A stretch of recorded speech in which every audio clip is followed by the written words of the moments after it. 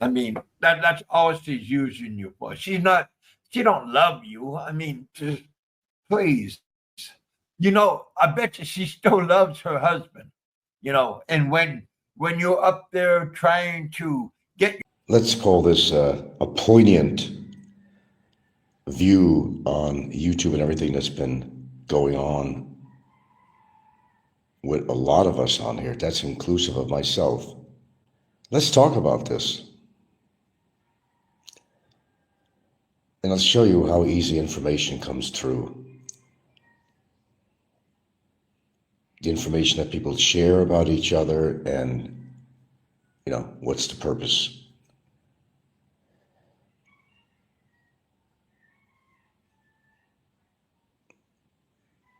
Can't always for a few people to show up here because I hate repeating myself. Actually, I really don't like repeating myself. Though a lot of us definitely do so all the time on our shows.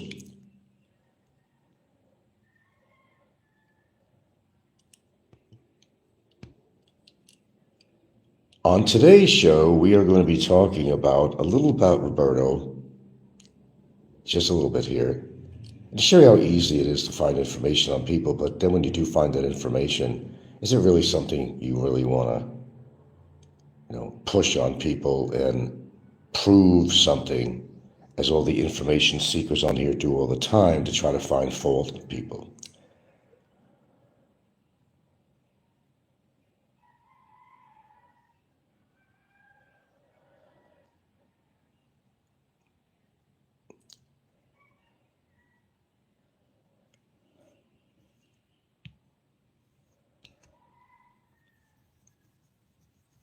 And maybe I'll just wait a little bit so a few more people show up on here, and we'll begin our morning show here today.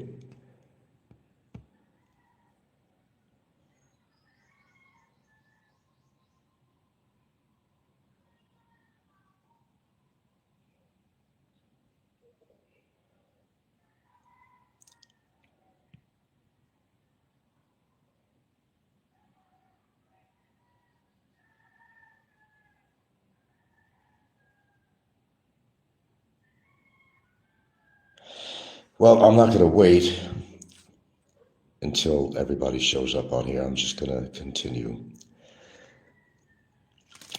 Here is something that was posted by Roberto. And on there, you see, give to Alzheimer's Fund. And this was posted by Roberto, I think, a couple of years ago. So the question is, does Roberto have, is this somebody wrote here? You can read that. His father was Navy, met his mom in a bar in Olongapo, same as Popeye met his wife in a bar. But whether you want to see that as derogatory or not, well, it's up to you. But let's discuss this. Let's discuss everything that's been going on YouTube as a whole. Sure, I've got, it's so easy to find information on people if you really research. A lot of information generally comes to me. I don't necessarily research all this, but a lot of information comes to me, and yeah, some hints. This is posted by Roberto Dunn. Let's get the lighting a little bit better in here.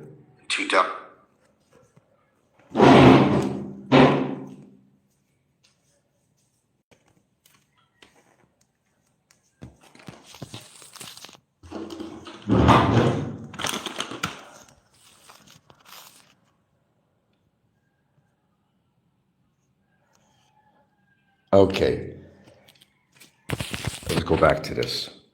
Yeah, chances are that Roberto probably does have Alzheimer's after all. This was posted for him, and you see the date on there, 2021. Give to end Alzheimer's. I guess this must be real, and well, it's posted by him on his Facebook anyway.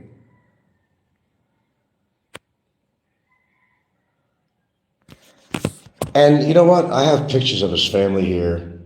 I have pictures of his father, who was a Navy man, and his mother and family. But you know what? I'm going to be the better guy. I'm not going to post that. Yeah, I got a bunch of pictures of his family. I got a bunch of pictures, him and his dad, and so forth. Okay, what's the purpose of all this? I'm going to tell you what the purpose of all this is. The information highway out there is very vast as far as information on fellow YouTubers. And we, all of us, including myself, have gotten pretty much into a whirlwind of trying to find fault with people on here. And we all know the reasons why people do it. This is YouTube, and it's expected, as all social media. You can't stop people from doing stuff that you don't think is right on here, but every one of us is wrong. Every single one of us, including myself, is wrong. We always get, caught up in this whirlwind, this vortex I talk about all the time, and it's not really right. Sure, I got a lot of information on a lot of people on here, and yes, I have proved a lot of things about people on here. It's not really a joy to me as much as you think it is. It just goes to prove that everybody's got a background that's not exactly where someone's living a harmonious life or the best relationship, or their history has not it has proved not to be very perfect. That everybody does have skeletons in their closet. They all do on here. Everybody has skeletons in their closet. And you look at it and say, well, how right is that for these people to try to find fault with you? Now, none of that is right. None of it. I got a ton of photos right here of Roberto and his family. And it was meant for me to put on here. But I'm going to be the bigger, better person. I'm not going to do that. Because I don't want to get people's family involved. Yes, I got pictures of his father and his mother. And yeah, I got all that information, how the father and mother met in a bar, blah, blah, blah, and all that stuff. I'm not going to post it. For the person who gave me the information, I'm sorry. I'll show that thing on here about where Roberto posted a thing about give to end Alzheimer's, and that was in 2021. So the possibility that Roberto really does have Alzheimer's is a real possibility. So what do we really do? Celebrate it? Let's face the fact. You don't want anybody in your family or yourself to have some kind of a disease or something. None of us would. And to actually wish somebody would get something like that or die or something is so fucking wrong. And by the way, through my history, I may have gotten mad if people say just fucking die or something, but that's out of anger. But do I mean that? No, of course not. I don't want to wish anything on anybody. I don't care who you are, what my history is with you. I do not want to wish any of that on any of you all, as I wouldn't want to wish that on myself. Let's get this cleared. Yeah. Any information that I posted about anybody is factual. Of course, they will deny it, emphatically deny it. Don C., anybody else. People are afraid to show their past, but they're sure quick on the gun to try to find fault with other people, such as myself, when it has been proven time and time again, because information does come out. Always. People are always sharing information. That's what they do. Find fault with people when they should be examining their own faults and maybe correcting on it, perhaps. Instead of spending their remaining years putting on YouTube shows, copying people's shows, trying to find fault with people, left and right and left.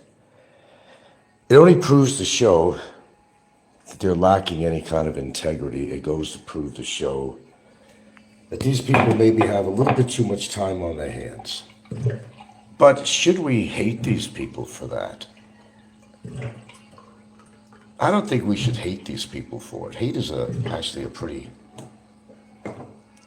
tough word to say about anybody. People sometimes they get carried away in this whirlwind on YouTube. They get swept up in it. Oh, let's talk about this guy. Let's talk about this guy. Let's be realistic about this, folks, seriously. If people would concentrate on their own endeavors in their life and really concentrate on what they could do to make their life better instead of making some kind of judgment on somebody else. This includes myself. I don't leave myself out of stuff like this. This includes myself. I can make a shitload of shows and point out these people's faults, but they know who they are. They know what faults they have. And that's Don C, that's Popeye, that's everybody on here.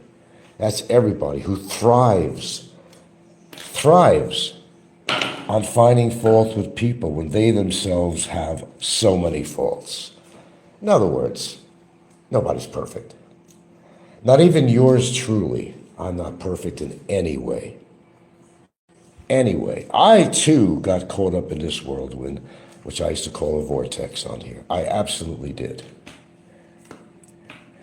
And I'm going to do something that's kind of crazy. I'm going to apologize to my audience for ever even talking about these people, for ever even getting involved with this kind of shit. The fact is, nobody should be wishing ill on anybody on here. Anybody. Don't wish anything on anybody that you don't want to have to yourself or somebody that you love. Then getting dirty and ugly and talking about people's girlfriends or this or that or this or that. It's so immature.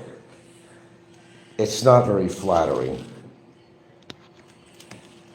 And it says a lot about the person, but even so, should we be under the attack of these people, and why?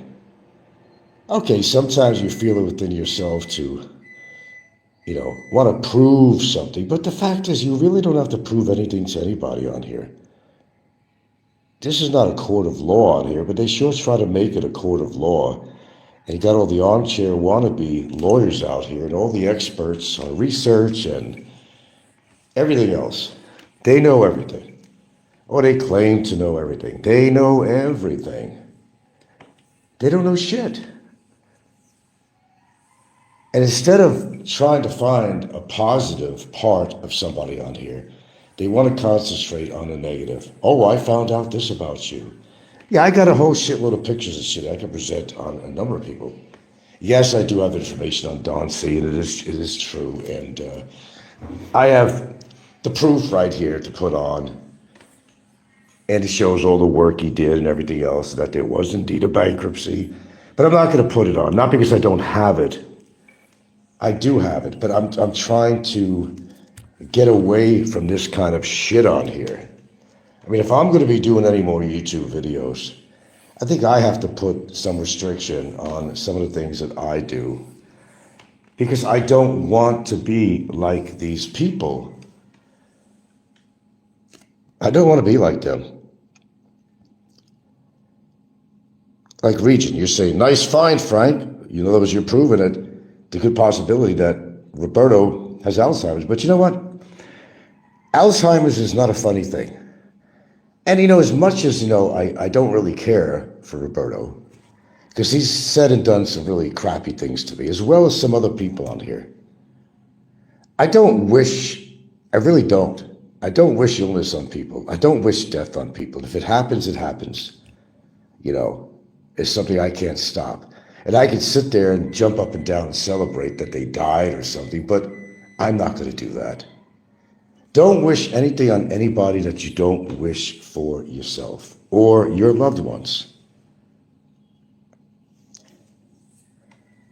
I can't bring myself to do that anymore. Anything like that, I just cannot. People are going to say what they want on YouTube. They're going to say whatever they want to try to hurt somebody's feelings. Kind of a get even attitude, like people putting, good example, a complaint against immigration against me. That's a real winner right there. It shows you where these people's hearts are, but it also shows you how easily people can get influenced. Revenge, they got to have revenge. But in the process, could you be ruining somebody's life? Well, that's the whole idea, to try to ruin somebody's life, right? And that's why they do this shit. But they don't think about the ramifications behind that. Do these people have something against my girlfriend? Her family? Don't they know that inadvertently it's going to affect them if something like that actually happened? Think about it. It's not cool.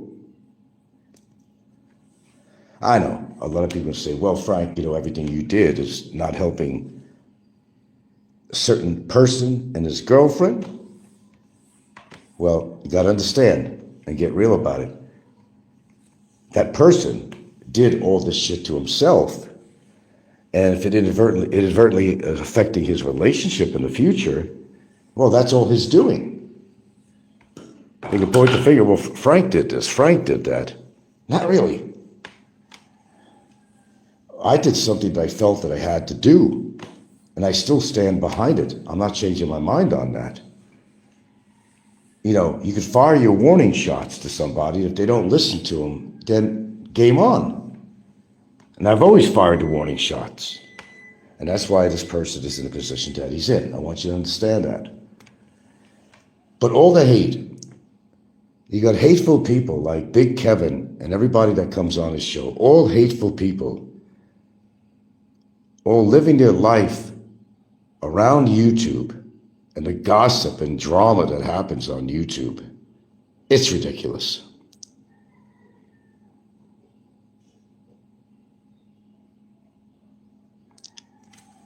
Sure, I got pictures here of Roberto and his family, his father, his mother. I got all that. But the only thing I'm going to show you here right now is something that he posted a couple of years ago. So yeah, it's a good indication that he really does have Alzheimer's. And he was promoting the Alzheimer's Foundation for people to donate to it. Okay. See, yeah, I got pictures of his mom, his dad. I got all that. I'm not going to put it on here. I'm not going to do what the trolls normally do on it. I'm just not going to do that. I think I've exposed a number of people on here. And all the information I gave was correct. Despite their denial, oh, I never had a bankruptcy, I never had this, that, they did. I wouldn't do it unless it was factual. Of course, they're going to deny everything. Oh, I never lived there, and I never lived there, and I never had a bankruptcy. I got the information, okay? Just trust me on that. I got the information. It is what it is. Yeah, I've had bankruptcies too. Big fucking deal. That's history. And I did get on my feet after that. Sometimes shit happens in our lives that we can't control, or maybe we should have controlled, or maybe we should have been more careful. But we all do stupid things in our life, and we all do things, or sometimes things accidentally happen. It could be a lot of reasons. We're not perfect, none of us. And there's nobody perfect here on YouTube, that's guaranteed. That's guaranteed at all. They can make all the copycat shows they want. You can all run to Big Kevin's show to help him make some jingle in his pocket. But what are you doing? You're not helping these people. You're prolonging their agony is all you're doing. They're not living great lives. And I don't have to go through each individual on here and show you each one of them and why their life is not as wonderful as they try to portray it. I could do that real easy. I could do a whole show and show you pictures and show you documents and all that shit. But I'd be doing the same damn thing that they've been trying to do to me all this time. And for what purpose, really? To cover up the inadequacies they have in their life that they refuse to talk about because it would make themselves look really bad. Failed businesses, bankruptcies, failed relationships. There's a slew of things, which is about every single person we've ever even discussed on here. They all have a background, from Brevis to Ricky to everybody. They all got a background, which is not great. They all have a background, and they're always trying, to use another facade to hide their background. Like, who knew Ricky would be cleaning bedpans as a nurse's aide, right? He wouldn't tell you about that, but I provided that information to you, okay? They don't want to talk about their past and what they did. They don't want to, I lived a 5-star lifestyle. No, they're really not. That's all a facade. These people are as lonely as the loneliest people on earth, despite them showing you videos of them being at a bar drinking and having a woman by their side that they paid for. They paid for, that's the key words. Are they really living that life? No, they're not. Look at Big Kevin. Big Kevin, who's been literally chasing his tail, finally decided to get out of America, right? There he winds up in Thailand. You know, couldn't get a woman unless he bought her a drink, and even so, never got any action from it. Nothing much was happening there. So he moves, by the advice of Biggie or somebody, he moves to Thailand. He moves to Vietnam. Right? Still ain't getting no action. Look at Bob Cooper. He's doing better than most of these people. Who would ever thought? He's got kind of a nice little gal.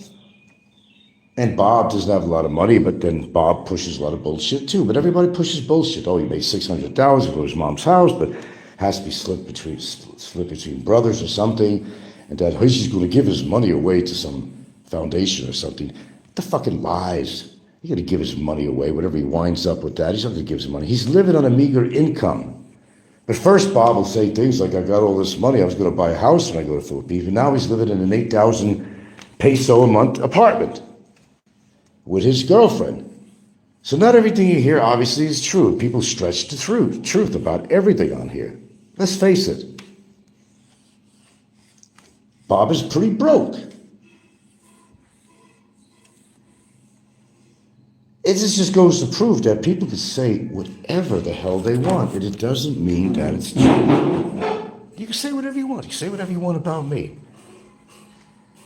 You can't dictate to me whether I'm in a happy relationship or my life here in the Philippines is happy or not, because you're really not living my life. But it's really, it pleases them to say different. And perhaps, again, that these people are most likely not living my life. They only wish they could.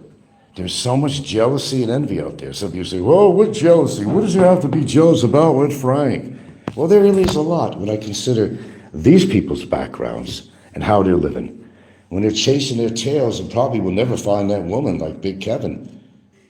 Now, I don't care where he lives. Pick a country, any country. Pick a card, any card. It ain't going to matter because you carry your personality with you. If you're an ass and a dick in the first place, you're always going to be an ass and a dick and a beggar. That's not going to change. It didn't change with Barry. It doesn't change with anybody on here. So what am I supposed to do? Go around hating everybody on here? I'm not going to do that. And no, I'm not going to wish death. I'm not going to wish illness on them. I don't want to go there. I'm not going to wish anything on anybody that I would not wish upon myself. I'm not going to do that. They have to live their own lives. I live mine. And whatever fault they have, whether it's self-created or not, that's their thing. It's not mine. I'm not close to these people. I don't care, honestly, what happens to them. It don't mean I wish illness on them. I don't wish death on anybody. I don't wish illness on anybody. Now, for example, if Roberto really does have Alzheimer's, it's kind of looking like he does. I really wouldn't wish that on him. I wouldn't wish that on anybody. Yeah, Roberto's a real prick. There's no question about that. He's a real prick. And a lot of these people are fucking pricks on here. But to get down to that level and want to wish illness on him, I don't want to do that. I don't want to be like that. Because it's wrong. Now, damn, I got caught up in all this craziness on YouTube. Sometimes you can't help it. We'll change the word, call it a whirlwind instead of a vortex, okay? We all get involved in that. And some people deserve to be in a situation as they are, but I don't really wish it for them, really. Fazio's dead, right? Did I like Fazio? No, I didn't. The only thing I'm happy about is I don't have to hear his bullshit about me and all the devious things he did behind the scenes. That's about it. No, I wouldn't wish Fazio dead, but that's, again, like with Barry, it's something he did to himself.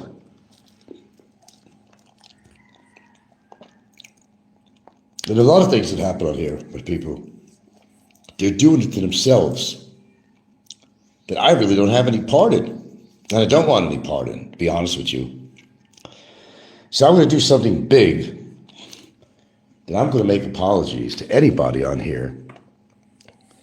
If during the time that I got caught up in this whirlwind, that I've said some pretty nasty things about free people too. I certainly have. It's called getting sucked up. And I've talked about this a long time ago. Getting sucked up in the whirlwind and all this. I apologize to anyone on here that I may have caused any kind of problems with. But it usually resulted as something they said about me, and I was being very defensive. And it's okay to be defensive. But there's certain things that you don't want to accept on here. There's certain things that you shouldn't say, like with Barry's situation, what he did. Yeah, he deserves everything that he's getting to him, and more, and more. This show is just basically, should be titled, is Getting Real. Getting Real. So why don't we get real? I know that's hard to do on here. It's extremely hard. You get caught up in this shit, and it's hard to stop. People doing shows about you. I mean, it's just fucking ridiculous. It doesn't amount to a hill of beans. And people that have so much ill will in their heart that they want to see somebody go down in the worst fucking way. And chances are you never met the person. That you never met the person. That because of what other people say, you got to jump on board. You want to be part of the big boys club. And not where the little boys bloomers, you know. You want to be joining the big boys club. To be accepted. That's what it is, to be accepted by people. Because maybe in your life you have not been accepted by people. And it all comes out on their YouTube shows. Their personality, their persona, you know, what they talk about, how often they talk about it, what they do, this thing about getting even with people. Even with what? And believe me, I find a lot of ways to get even with people. And only way I do it is by producing the truth about somebody. They do not like it when it is just bounced in their face. Oh, they hate it. Oh, please don't say the truth about me. I'm going to adamantly deny it. It's not right. It's not real. I never did that. I never said that. When indeed you did. When indeed you did. Face some fucking realities, man. You're going to get back what you put out, good or bad. Again, the karma thing, but fuck, I'm definitely believing in karma. If I had any doubts about karma, I no longer have any doubts about karma because things have played out on here that I never did to anyone, but it just happened to them. And I don't know, you want to call it karma, you want to call it whatever you want to call it, but it has happened. A lot of things have happened here on YouTube with a lot of these people on here. Everybody wants to have well, they go with this facade, but what they do is they don't want people to see their faults. And boy, a lot of people on here have faults. I have faults. I have faults. I most certainly do. As compared to some other people, maybe not as much, but I have faults. I'm not perfect. But I'm not going to spend my lifetime, and I refuse to do that. Oh yeah, you know, I got information about this guy, and I've been producing some pretty good information on people, and I got a lot more on just about everybody on here has ever given me a hard time. I could produce all of that, but what's the accomplishment? Are you going to change these people? Are you going to change their lives by putting forward facts about these people that they don't want to tell you? I've got plenty of information I've never released about a lot of people on here. The funny thing is, it's not just my research, it's actually very little. It's what people who do the research send me. I don't have to lift a finger most of the time. It works out real well, but what are we proving? let's use names. Let's just tell it like it is. Who cares? Who cares how many women Big E has? Who cares if he has a harem? Who cares if he is in a married relationship and has a extracurricular activities going on with somebody else and even has a child from it? That's his gig. And why he does things like this, I don't know. But it's his gig, right? What he does and what he wants to do with his money is actually his business. You may not approve of what he does. I don't. I think if you're going to be married to somebody, be faithful. Otherwise, why get married unless, for legalities, get an SRV, get a 13A, whatever. But that's not a reason to get married, man. That's not a reason. So you may not approve what Big E does. You may not approve of a Popeye and what a sorrowful soul that this guy is. What a waste of life. He's all the above and more. But, it's his life. It's his life. And he has to bear all the responsibilities of his choice of life or how bitter he wants to be.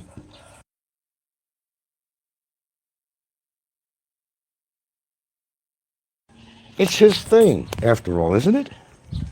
Sure, these people are bitter, man. But it all has to do with everything that's going on in their lives, not yours. Be the better person. First of all, I regret that I ever got on the... That's when you draw the line. And I drew my line. And I got somebody in fucking jail that, correlates to, in part, to the things that he's done. And I'll do it again. I'll do it again. No problem. But with me, I do things for a purpose, a rhyme and a reason to do it, or I would never do it. Or I never consider doing it. It was a hard decision for me to come up with and say, hey, I fired the warning shots for Barry, for example. Hold on a minute.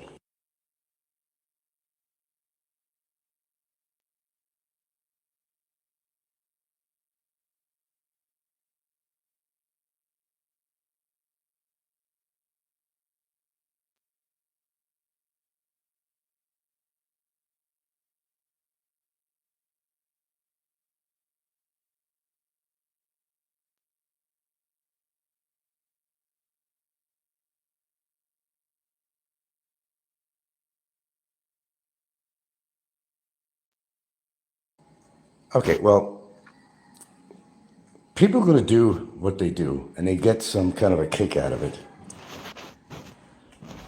It's real easy to try to find fault with people on here. It's real easy. It's real easy to find fault with people, but then what is the purpose? Is it to get people's attention away from you? I mean, they do this in politics. Something goes down with a politician really big. Shameful thing on them. But then they create a diversion to get the attention off that. That happens all the time in politics. And it's not just politics. People, I think, need a diversion. At the cost of somebody else's reputation. They all need a diversion. It's like, oh, they're all talking about me. But I'm going to have to change the subject. I'm going to have to change the parameter of things here. I'm going to have to get their mind off something else. So let's talk about this guy and make some big drama about it so all the attention can go toward that person rather than themselves. That's how it works on here. Nobody wants to be exposed for the truth on here. And of course, they're going to get really defensive when you find out the truth about them. And when it's out there for all to see, for all its glory. Man, they hate that with a passion. But it is what it is. You either did something or you didn't do something.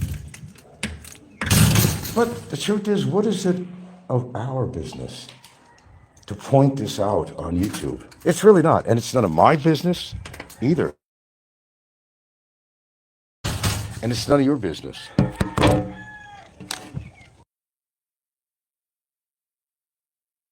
So this is what's been going on YouTube all these years.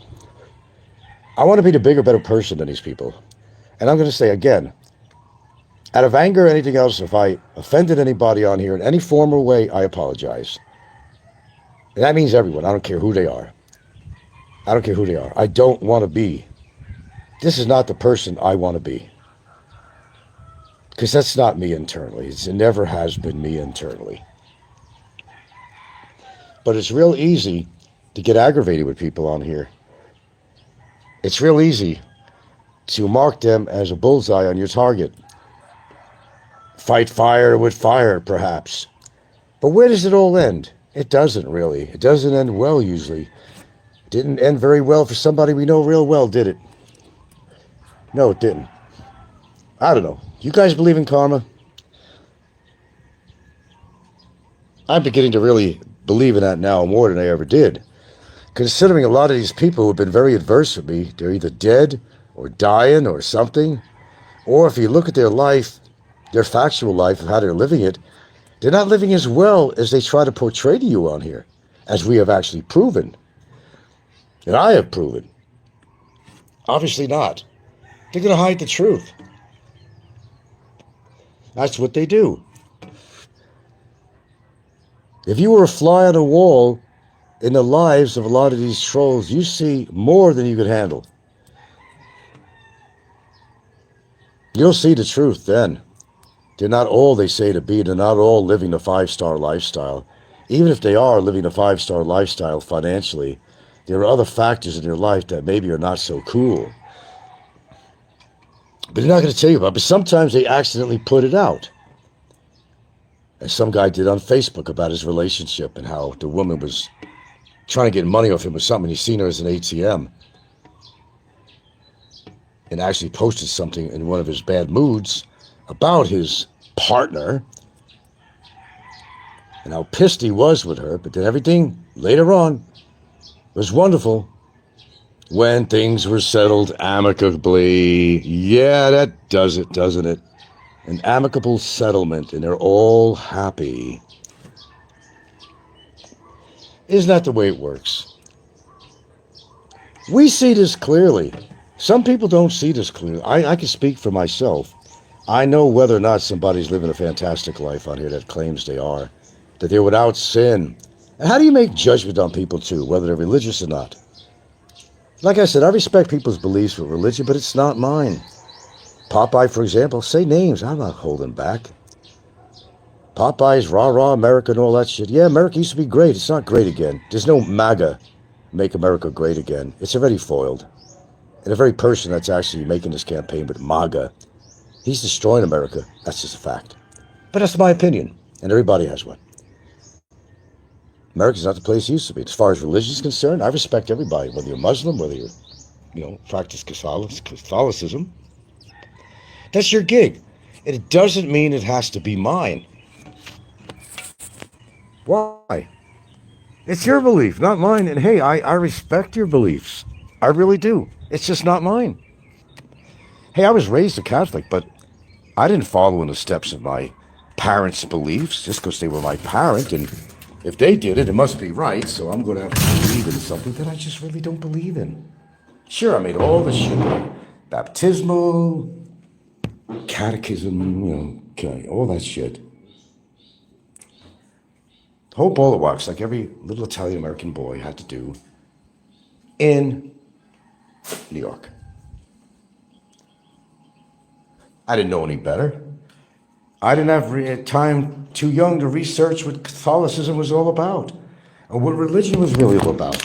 It's just that it was a said thing that there's this greater being out there that's watching all over us every day, everything we do. Well, if that's the case,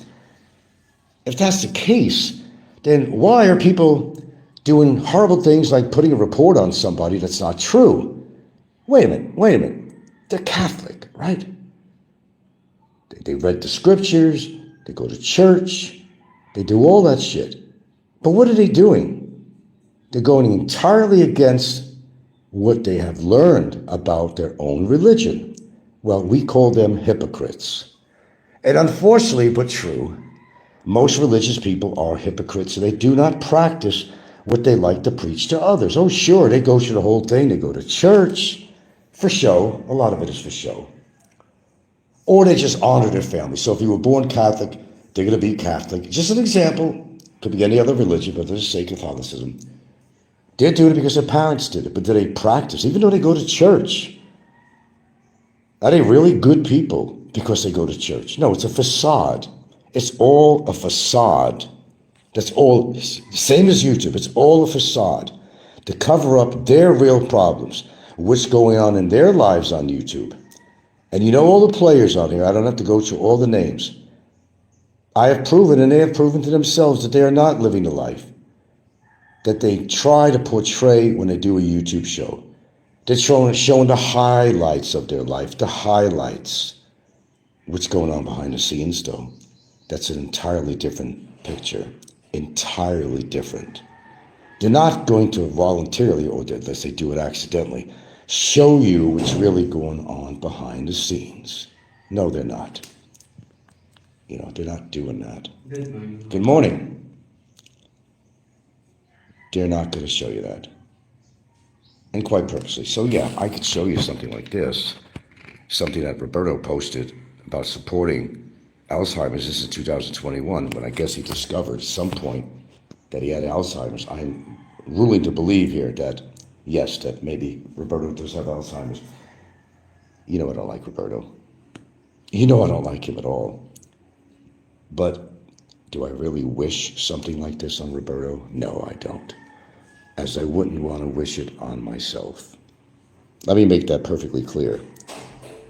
It's really cruel to wish bad on people. No matter what they've done to you on YouTube, I don't wish ill. Not even on the worst fucking trolls on here. I don't wish them ill. Karma will take its place. Their longevity, their health, all that stuff. As it did with a lot of people on here. Ed, Fazio, and the list goes on.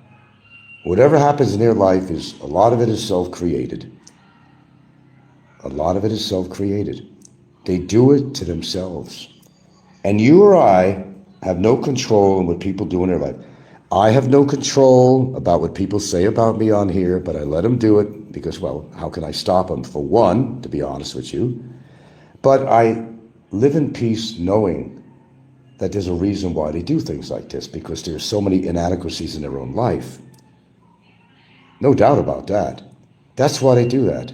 It makes themselves feel better to be bitter about other people. Again, because their life apparently isn't that perfect after all. And if we had a way of just kind of envisioning, or somehow like a proverbial fly on the wall, of seeing what's going on in these people's lives when they're off the camera. I mean, look at all these people. Look at Jay. Look at Kevin. Look at all these people. They got a lot of shit going on, or not going on. Kevin, well, we all know this. Don't have to, hide any names. Kevin's been chasing his tail. He is who he is, no matter what country he goes to, Vietnam or Thailand, he's still going to be Kevin. He's still going to be chasing his tail, thinking that he's accomplishing something, but, it's like running toward that goal line, but you never reach that goal line, You're in a marathon and you're running and you got to reach that line. But he never reaches that line. You can buy all you want. He's got a girlfriend, this and that. If he did, he'd be displaying her like crazy. That's what they would do. They don't hide stuff like that because they want to see, oh, I'm a real man. I'm having a great time out here. He's not having a great time. The fact is, Kevin is pretty much in his room all day until nighttime. And maybe he'll go out during the day to eat because his restaurant's nearby. He ain't got all these women. Only if he's willing to lay down some bots on the table for some drinks for people, that's what he does. But he's trying to make you believe, oh, I'm happy. I'm having the greatest time of my life. I'm living the life. I'm killing it. No, he's not.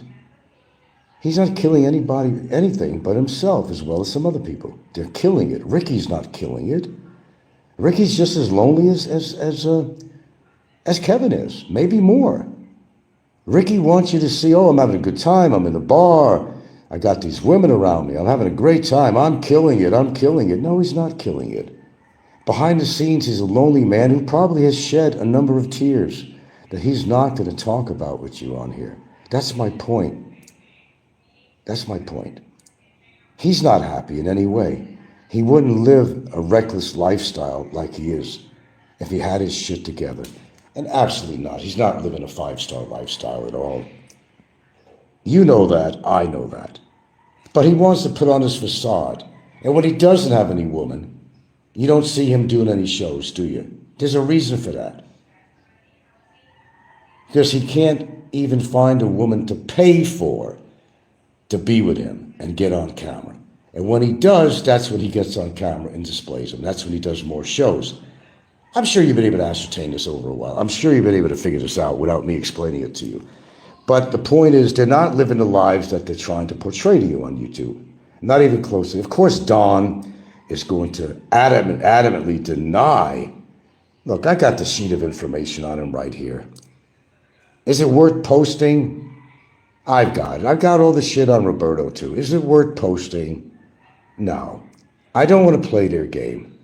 I just don't want to do that. And if it involves family or something, I don't want to get people's family involved either. That's another thing too, which people shouldn't do. And they certainly do that.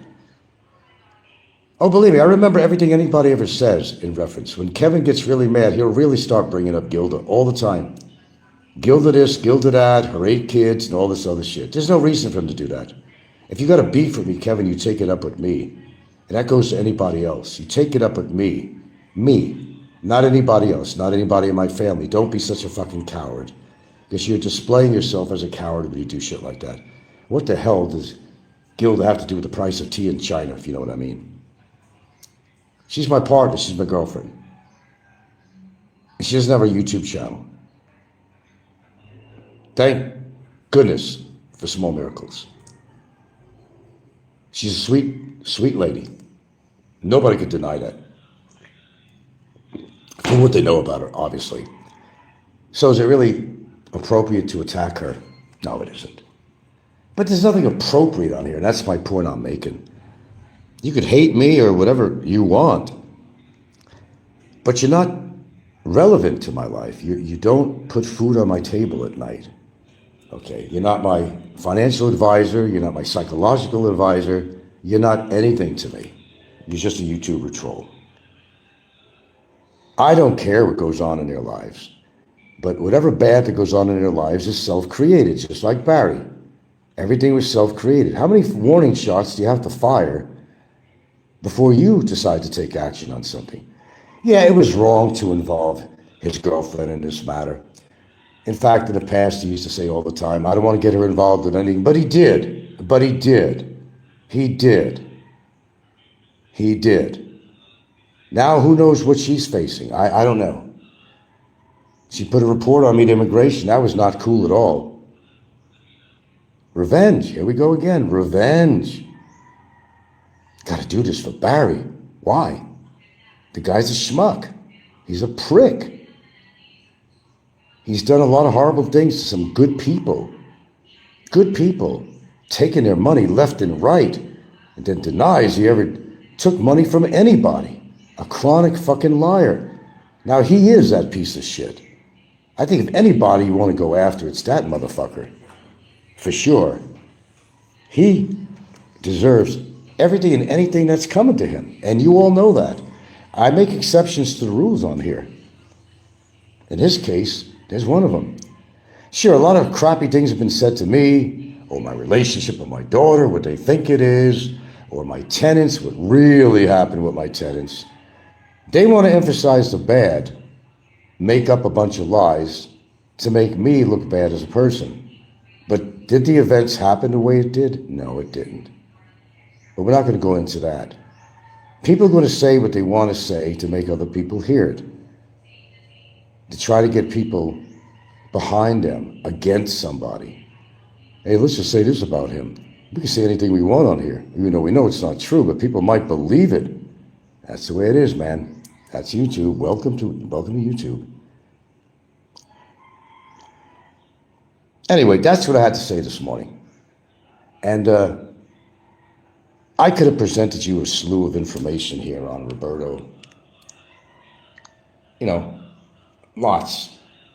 But the only thing I was willing to show is that he did have, which I did present here, a posting on here a couple of years ago about Alzheimer's, trying to raise funds for Alzheimer's, which tells me that, yeah, maybe that rumor about him having Alzheimer's is actually true. Yeah, I got all the background information on him. I could present all of that on here too. The businesses he worked for, what he actually did, not exactly what he said he did. I just don't see the purpose on that. If he has Alzheimer's, he's facing something pretty heavy duty. Let him live in his own peace, or whatever his disease might be, as well as anybody else. You don't wish illness on anybody. I don't want to wish illness on anybody, anything I wouldn't want to have myself. Illness is a serious thing, especially if it could be terminal, or you have something like Alzheimer's. Even what happened with Fazio, I couldn't stand the motherfucker. I couldn't stand the motherfucker. But did I really wish death on him? Nah. Because I knew already that his life was hell. Living alone in that hot shack with termites and whatever else was in there. No room to walk around. A toilet bowl next to his sink where he cuts his food and stuff. Having to spend countless, sometimes 8-hour shows to be able to not be lonely and have people to speak to. He spent relentless hours talking to Warren and Scott and anybody that was willing to talk to him on the phone, on Skype or whatever. This is how Fazio got by. People don't see the intense loneliness this man was going through. It was excruciating to him. Death maybe was a gift to him at that point. But did I really wish death on Fazio? No. Have I ever said anything like that before? Yes, I did. With Warren, for example. I said, die, motherfucker, die. But it was a moment of passion. It was a moment of being angered. Even Warren. I don't wish death on Warren. I don't wish death on Barry. I don't wish death on Roberto. I don't wish death on anybody. I'm not going to wish anything on anybody that I would not want to have bestowed upon me. Let's just sum it up to that. I'm just really not that person. I can be very inventive. I can be very creative. I can be very factual. And I have more information on people than people even know, even Brevis.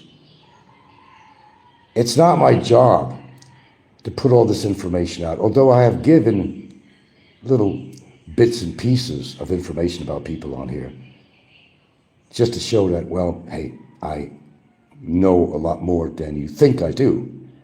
And I know a lot more about Jay. I know a lot about Jay. Oh boy, do I. But I'm not going to put it out here. I know what Jay did. I know what Jay and Barry did. But it's really not my job to put it out here. They have to live with themselves. And maybe they're happy with it. Maybe they are. That's their gig. The things they did, I would never do. I would never even consider doing. Jay did a lot of bad shit in his life. That's why these people are so bitter, because the truth hurts. And they're afraid of getting information put out about them. They're in fear like you wouldn't believe. That's why they lash out at people like myself. Oh, we got this on you. Oh, here, I got these resolution papers. Never had them. They didn't exist. But they do that to pull your chain. Because they got nothing else better to do. Jay's living with his mommy because of his seizures. Jay does get seizures. I know it is a fact. And you have to be with somebody because sometimes these seizures, they need to be controlled. That's why he lives with his mommy. That's one of his reasons. But I have a lot more information on him too. I got his criminal records here too. I don't see the point of exposing it because this makes it just go on and on and on again. You're going to bring information about somebody, you're going to bring information about you, you're just going to create more havoc on here. It's not worth it. It's just really not worth it. It really isn't. Things are going really far on here.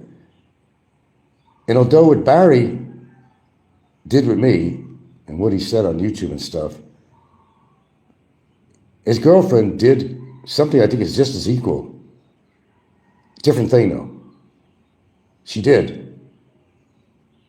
Whether she was enticed with money to do this, it don't matter. She still did it. She has her own mind. She gave in to enticement. She gave in to the rules of Mr. Barry. Prove that you love me. Do this for me. Do this for me. Then a few people hopped aboard and said, yeah, I'll finance your lawyer. And maybe a couple of bucks on the side went somewhere else to get that report through to immigration. Oh, shit like that don't happen, right? It certainly does. But what does she get out of all this? The good Catholic girl she is. I will say that all the time. The good Catholic girl that she is.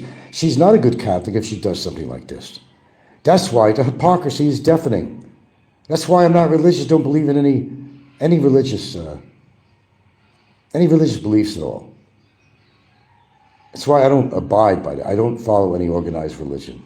Because I have found by my personal experience that people are all hypocrites that claim to be devout Catholics and so forth. They're not devout. Not at all. If they could do something like that, shame on them. Shame on them. Karma will hit in other ways. Try to make efforts to destroy somebody's life. Really, it's that bad. You mean you know me that bad? You know me that well, my life and everything about me, that you think I'm that terrible a person that I would deserve to have somebody put a report together to try to break up my relationship. I mean, we're never going to break it up either way. It's never going to happen. But I'm just saying, that was low. That was really low. As low as you can go, even lower than Barry, although Barry had a lot to do with it. That was low. It's like, I'll show you for putting my boyfriend in jail. No, honey. He put himself in that situation. Let's have some clarification on this.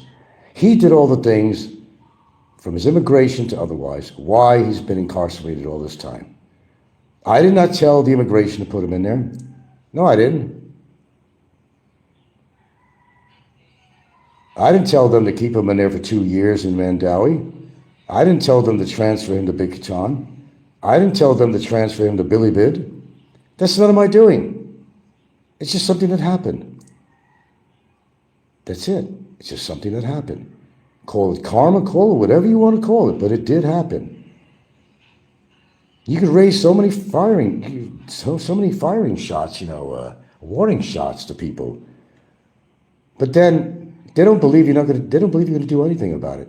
But they'd be surprised. Even a few people on here right now would be surprised what I'm actually doing. I don't go to Cebu for no reason at all, other than maybe some shopping now and then. But usually a purpose why we go to Cebu. It's usually to take care of some business, shopping, whatever. There's a lot that's going on behind the scenes that nobody knows about, and they never will until it actually happens to them. I'm the one that makes the decision on that, nobody else. And even if my girlfriend didn't agree with me on one of these things, I say, well, too bad. Too bad, too sad, because this is something I feel I need to do. That's who I am, in a nutshell. Let people do all the shows they want about you to try to satisfy some inert need to be recognized, to be relevant in some bizarro world way. They're going to do it whether you like it or not. But keep in mind, every one of these people have a solid history of debauchery, different crimes, psychological problems. No, their shit does stink after all, doesn't it? But don't expect me to do the same.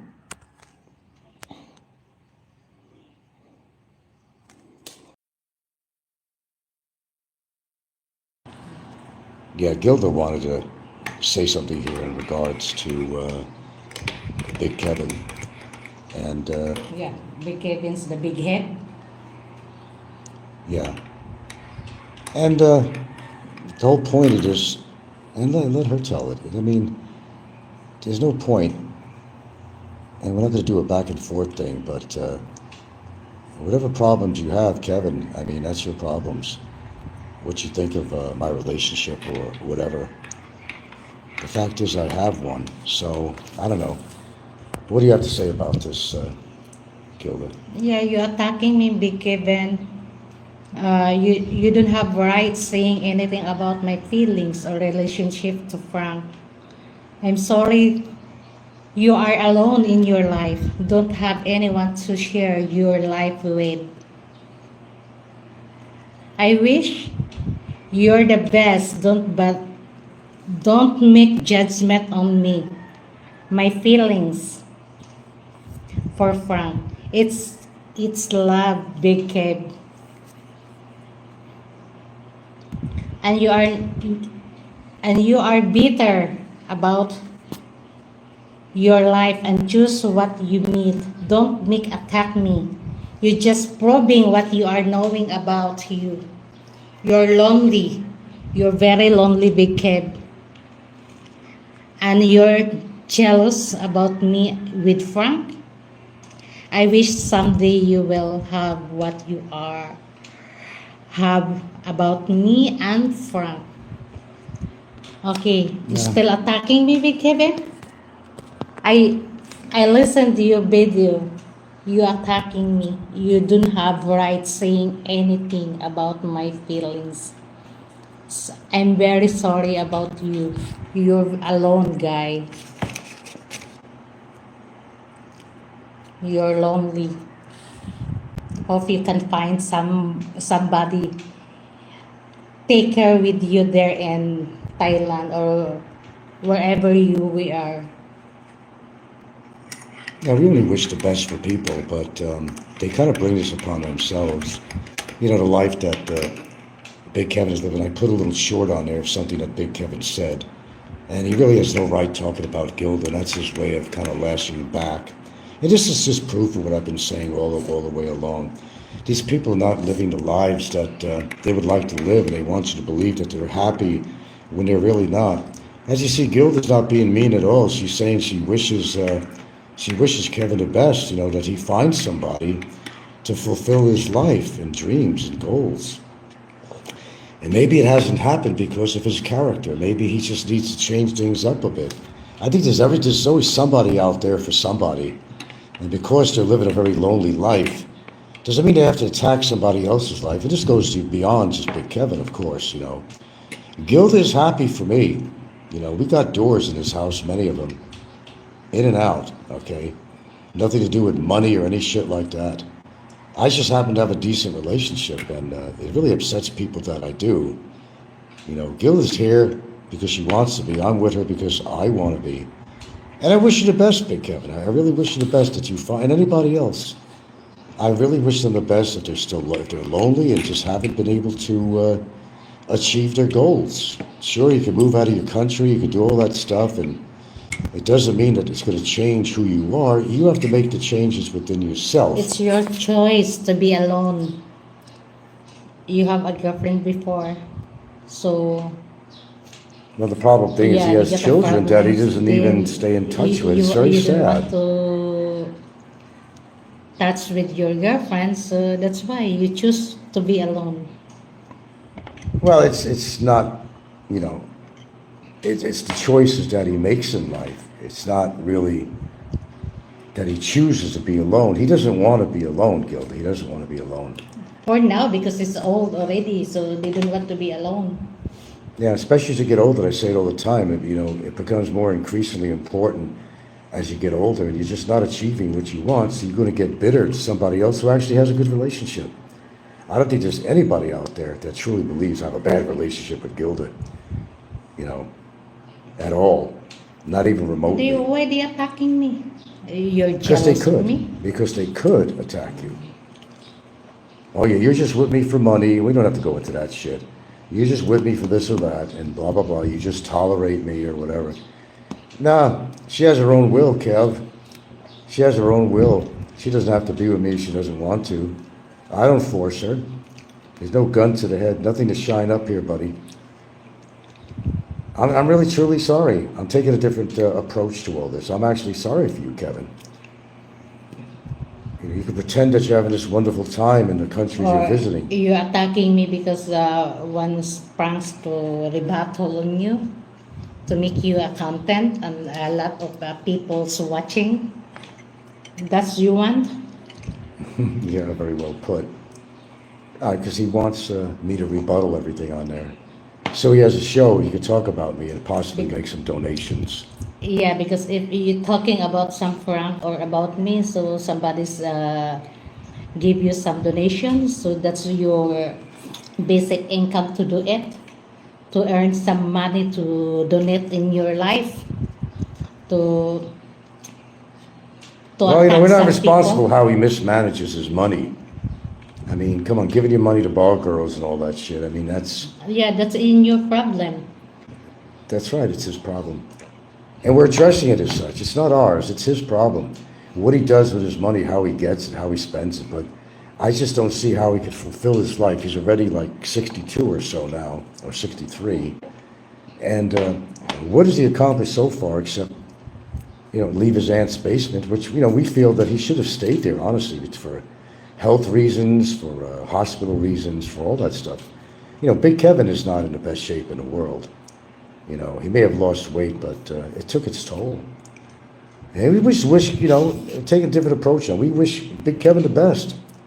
We wish him the best, that he does find somebody. He doesn't have to be so bitter about successful relationships that other people might actually have on here. I think it's extraordinarily sad. I think it's really sad. Nobody should be alone in their 60s and so. I mean, nobody should. And when you're alone all the time, yeah, you're going to feel bitter about somebody else's good relationship. Because that's what you want. It's jealousy. It's a green-eyed monster. It becomes a really big monster after a while. You got to try to prove to people, no, I'm living the life I want to live, but you're really not. You're really not, Big Kevin. You're really not. And you know that. And you can rebuttal me all you want. I'm not going to change my opinion. We hope, sincerely, that you find some woman that could love you. Not for your bots, for free drinks and stuff like that. And we know you barely go out, Kev, because you can't walk very far. Stop putting on this big display about, yeah, I do all these things, and I go to the beach, and I go here. You don't, because you would show it on your show. If you're in a foreign country like that, and all you do is broadcast from your tiny little room that you're overpaying. If you're excited about the country you're living in, show some of it. Show you on the beach. Show you doing something where you're meshing with the culture. Okay? That's what you have to do. Instead of just saying that you're having this wonderful time out here, and we know that you're not. It's okay to be lonely. It's all right to be lonely. It's not a sin to be lonely, Kevin. You are lonely amongst other people on here. Yes, it is sad. We wish you the best. We're not attacking you. I told you I'm not doing that no more. I'm just emphasizing something, and Gilda had something to say about it, and she did. Nothing rehearsed at all. She had something to say about this. Because she's getting sick and tired of hearing this bullshit about people questioning our relationship. And everybody knows I have a great relationship. The only person that's really going to know that is her herself. There's no justification for you attacking her at all, and you do attack her. I'm sorry that your life is miserable, Kev. I really am. I wish the best for you. It'd be wonderful to see you with a really loving relationship. Not just paying somebody a few bots to go on camera and say she's a girlfriend or something like that. That ain't gonna work, and you know that ain't gonna work. Because if you did have a steady girlfriend, she'd be on camera, you show activities you're doing together, you'd be boasting about it, you'd be displaying her to show that, hey, I can get women, I could really get women. See, I got one right here. But you don't. You don't. If I was in Thailand, I could pay some bots to somebody, hey, could you get on camera? Or make believe you're my girlfriend. You haven't shown it. You showed a picture once, but that don't mean anything. You're alone, Big Kevin. And I said it's not a sin, but don't be bitter to anybody else who has their life together. You're not accomplishing anything at all. And you could do show after show after show after show about Frank this, Frank that, to get your viewers, to get them to donate to you. Do you think this is a sad life, Gilda? Yeah, it's a lonely guy. He's very lonely, isn't he? Sorry for you. Yeah, we're sorry for you, Kevin. We wish you the best, okay? And that's all I'm going to say on this show. I've said enough this morning. I put a couple of shorts out there, I think I did. We wish you well, Kevin. And take care of yourself, man, really. Take care of your health. You've got a long journey ahead of you. And I wouldn't really worry that much about a relationship until you could get your act together. Act, yes. Key word, act. Act. Take care of your health, lose a little bit more weight. Get out there and try to exercise your legs. You know, get your cardio going for yourself. Eat the right foods, Kev. I don't hate you, Kevin, man. I don't even remotely hate you. I'm sorry if you hate me. I don't hate you, Kev. I just feel sorry for you. I could have some compassion for you, even though you're a piece of shit, in my opinion. But why are you a piece of shit is the question. Why are you so bitter? Well, I think both me and Gilda pretty much covered it. And believe me, she don't like to talk on here. But I think what she said was valid.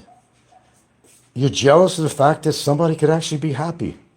We are happy. We are happy. And I'm really grateful for that. We come a long way. We're talking 9.5 years, Kev. 9.5 years. If something was so radically unsettling in our relationship, we simply would not be together. It's as simple as that. Nothing about money to keep her with me or me with her. Nothing like that, Kevin. We really wish you the best. I'm not going to attack you on here. I refuse to attack you. I'm not going to attack you. I'm just telling you how we feel on here, man. Created John and 5-year blacklist. Yeah, I heard about that. No, we're just kind of talking about Big Kevin on here. Gilda came on and she said a few things, and you know, we feel sorry for the guy, basically.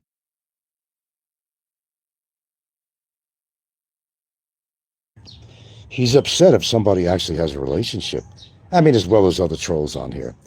And it's really all he has with his life is to get on YouTube and talk about Frank. Well, he's not the only one. But, yeah, he's in that apartment all damn day. He says he loves the heat and all that. No. Especially when you're a little bit overweight. Your body's really intolerant to heat. And if he was having such a wonderful time in Thailand, Vietnam, to back to Thailand, he'd be shown the beautiful things about the country, the lovely beaches. He don't go to no beaches. He's never showed himself on a beach. I never seen him engage in any activity in either one of these countries. Nevertheless, back in America, he's lonely and it's killing him. Literally, not just figuratively. And me and Gilda, you know, we don't hate Kevin. We feel sorry for him. We honestly wish that he can get his life together, as well as other people that are so bitter about me and others. Yeah, you know, we're living a good life. You know, we're happy. Let's just end it with that. We're happy. And people don't want to see me happy. They just want to try to do their best to think they could destroy my life and talk a lot of shit about me and Gilda. And they say, no, they never talk about Gilda, but they do. She has nothing to do with this shit. Yeah, then he talks about her age. What about her age? She's 50. I'm over 70, dude. I'm lucky to have somebody 20 years younger than me. I'm extraordinarily lucky. Extraordinary. But you see, a lot of expats, they get influenced by other people. That they're going for people that are 30, 40, 50, even 50 years younger than themselves. They think they made an accomplishment. It's ridiculous is what it is.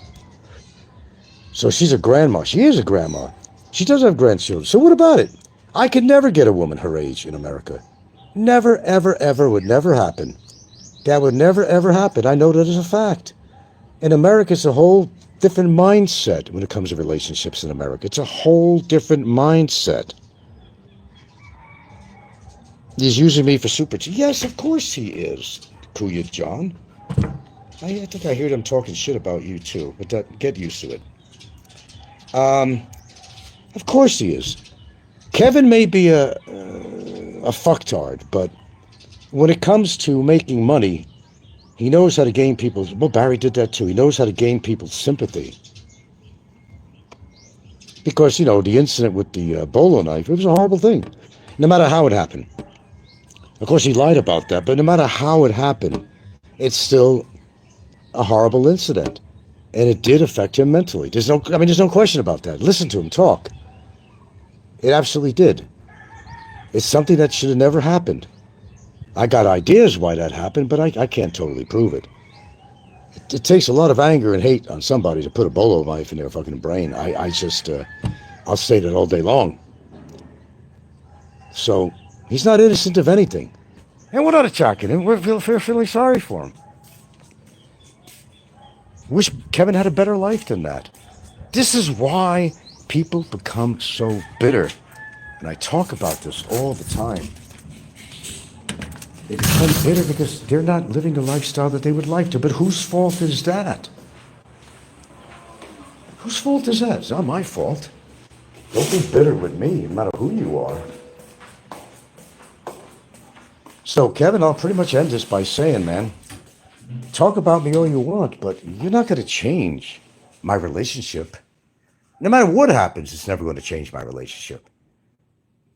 You wish only the worst for me. You wish me to be deported. You wish a lot of hateful things on me. It just shows me that you are a hateful person. But actually, beyond that, it's not you being really hateful, Kevin. It's you being envious of other people's lives and lifestyles. Yeah, he's using me for super chats. That's exactly, I know that. Everybody knows that. We feel sorry for you, Kevin. We can feel sorry for people. It's okay. We can allow that. I see your life, Kevin. You've been on YouTube for a long time. Everybody knows your lifestyle. We're happy, actually, that you lost a couple of 100 pounds or 300 pounds, whatever it was. You were some really heavy dude. And usually when somebody's life gets out of control, unfortunately, Kevin, that's what happens. You eat yourself to oblivion. And then you gain all the weight that you did. There had to be things going on in your life, Kevin, that made you eat the way you did to gain that much weight. There's no excuse for that. You are responsible for yourself, so why don't you concentrate? My best advice to you, sir. Concentrate on what's good for you. Don't worry about me and Gilda, my relationship, or anybody else. I'm fine, thank you. I'm grateful I have this relationship. I'm a lucky man in that sense. I didn't think. Like you probably gave up a lot. It came to a point I almost gave up on relationships, thinking I'm just not going to find the right woman. But alas, I did. And I'm so happy for it. Don't be envious of me, Kevin, or others. Get your life together. Get your life together. Don't worry about mine. I'm fine, thank you very much, Kev. Now you can say all the hateful things. You can put on another show and address this, which I know you will, because you're looking for donations. That's exactly what it's for. You're looking for the attention that you're not getting in your life right now, or maybe never had. The fact is, you are alone in that tiny, tiny apartment. You're overpaying for it. And you were overpaying when you were in the other country. You said you love the heat, but you don't go out into it. Oh, you say, you go to beaches, you go here and there. Well, where are these videos? Where are all these videos? Oh, now you're going to have to create some, right? To prove Frank wrong, right? Where? When all you do is sit in your room like a glutton. And you say horrible things about me, horrible things and innuendos and even straight shots at Gilda. So when all goes bad for you, you got to attack somebody's wife or partner, right? Is that what you think the remedy is, Kevin? It's not going to remedy your situation. It's not going to remedy your situation at all. Do something about yourself, Kevin, to get your life together once and for all. You're already in your 60s, dude. Time is not on your side, and in consideration of your past health issues and your current health issues, I would do something to make a change. Make a change. That's the only thing I can suggest. Life can be really short. And if you're already in your 60s, man, now you may not even live to be my age and hit 70. You just may not, Kevin. I mean, it's a very real factor that might happen. So rather than spending your time putting on hateful shows on YouTube about me, or anybody else for that fact, but certainly concentrating on me, I would address for yourself. Changing countries is not going to change who you are. Changing countries is no miracle that's going to happen in your life unless you make it happen. There might be certain things about your appearance that women don't like. That's life. Try to show them that you have a good heart, and you might get some action on that. You might get somebody really interested in you. Don't pretend to have a girlfriend for 9 months when you don't, Kevin. We know you don't. I know you don't. You could pay all the bots you want for a chick to come on camera. Fucking Nico used to do that too. A lot of people have done that. We feel sorry for you, Kevin. I don't hate you, Kevin. I don't hate you at all. You might think I hate you, but I don't hate you, Kevin. I don't hate anybody on here. I come close to really hating, who that's in jail. But even I didn't really come close to that. I dislike the person, what he's all about, his personality, the things he's done, the wrongs he's done to other people. You're not going to change somebody like him. And I don't think we're going to change anybody like you. The fact is, you come on here because you don't want to spend your money. You don't want to spend your money, and you want everybody, just like Barry, to carry your ass. That's why you come on. You look forward to me even mentioning you on here to give you excuse to come on and get all the trolls together who actually feel sorry for you, Kev. I hate to tell you that. To make any money because you don't want to spend any of your own because you can't control your money. You've never been able to control your money. Your loneliness has gotten a hold of you in a big way, paying the tabs for all these drinks for these bar girls just to have company. That's not having a life. I don't care what country you live in. Go to fucking Switzerland. Go anywhere. It doesn't have to be Southeast Asia.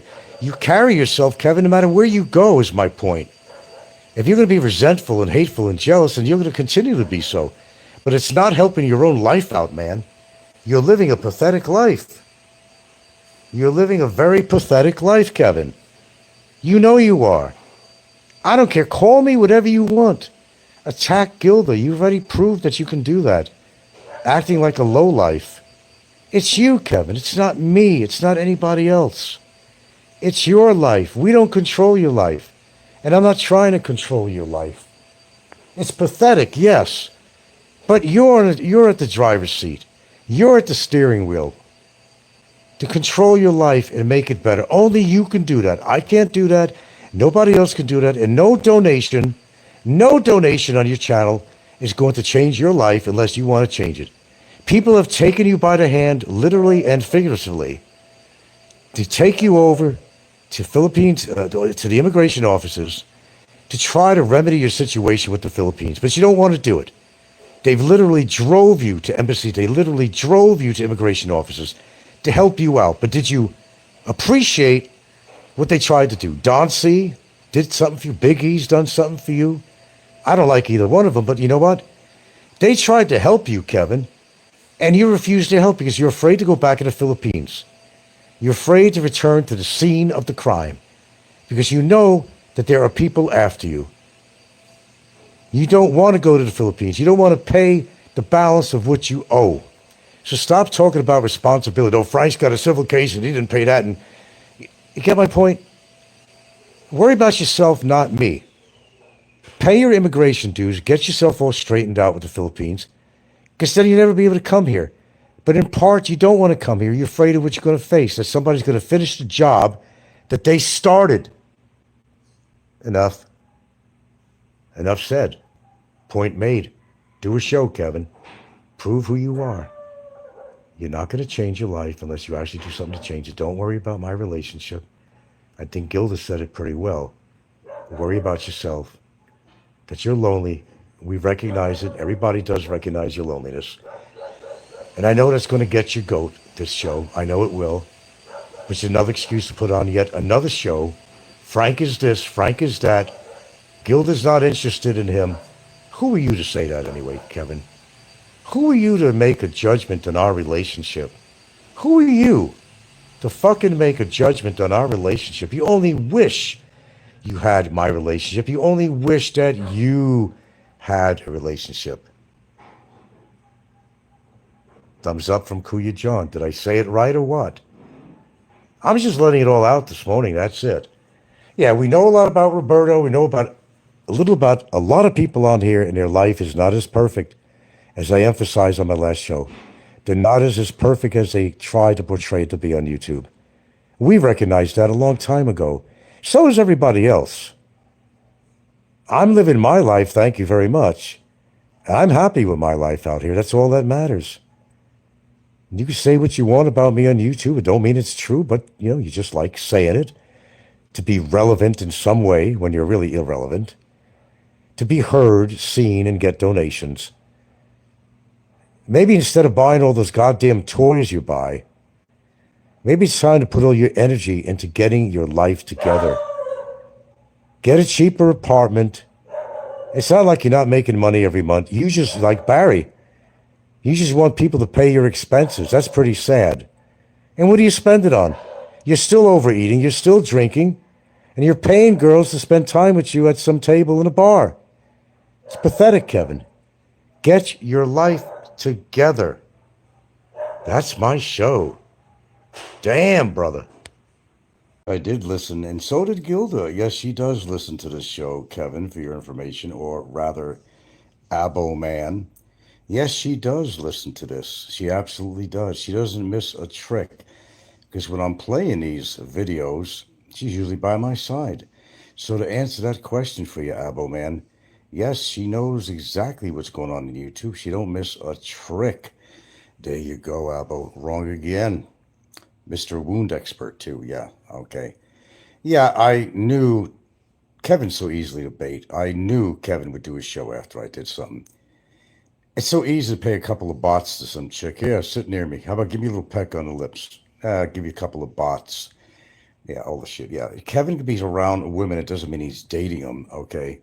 I don't think he's capable, but I don't want to, again, make this into a trash session and all that. I'm trying to really avoid that. Of course, Big E's going to say that everyone he met is the finest people. Well, one time he thought Barry was the finest person too, but I guess he figured out different on that. Jay, well, you know Jay's situation. He's the most disrespectful person when it comes to women ever, ever, ever. And I really loved the way Big E was supporting the biggest losers on YouTube. Oh, they were fine people when I met them, and blah, blah, blah, and blah, blah, blah. What do you expect him to say? Every loser you could think of was on that show. Even Brevis tried to come on, but Kevin was getting off. And, well, there's a lot to say about Brevis. There's a lot to say about all of these people, but I think I've said it all. And, oh, God. That was the most current picture of Don C.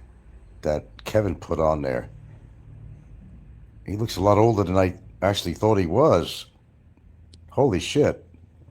He looked pretty old in that picture. Hello, Coin Society. Were you listening to Big Kevin's show? Gilda was doing her needlepoint while we were listening to this. Full volume, full volume. Jay says that we don't, that Gilda doesn't listen to us. She listens to all of it. And we have our own little private laughs all the time. But this is not an attack show, okay? I made my point about these people.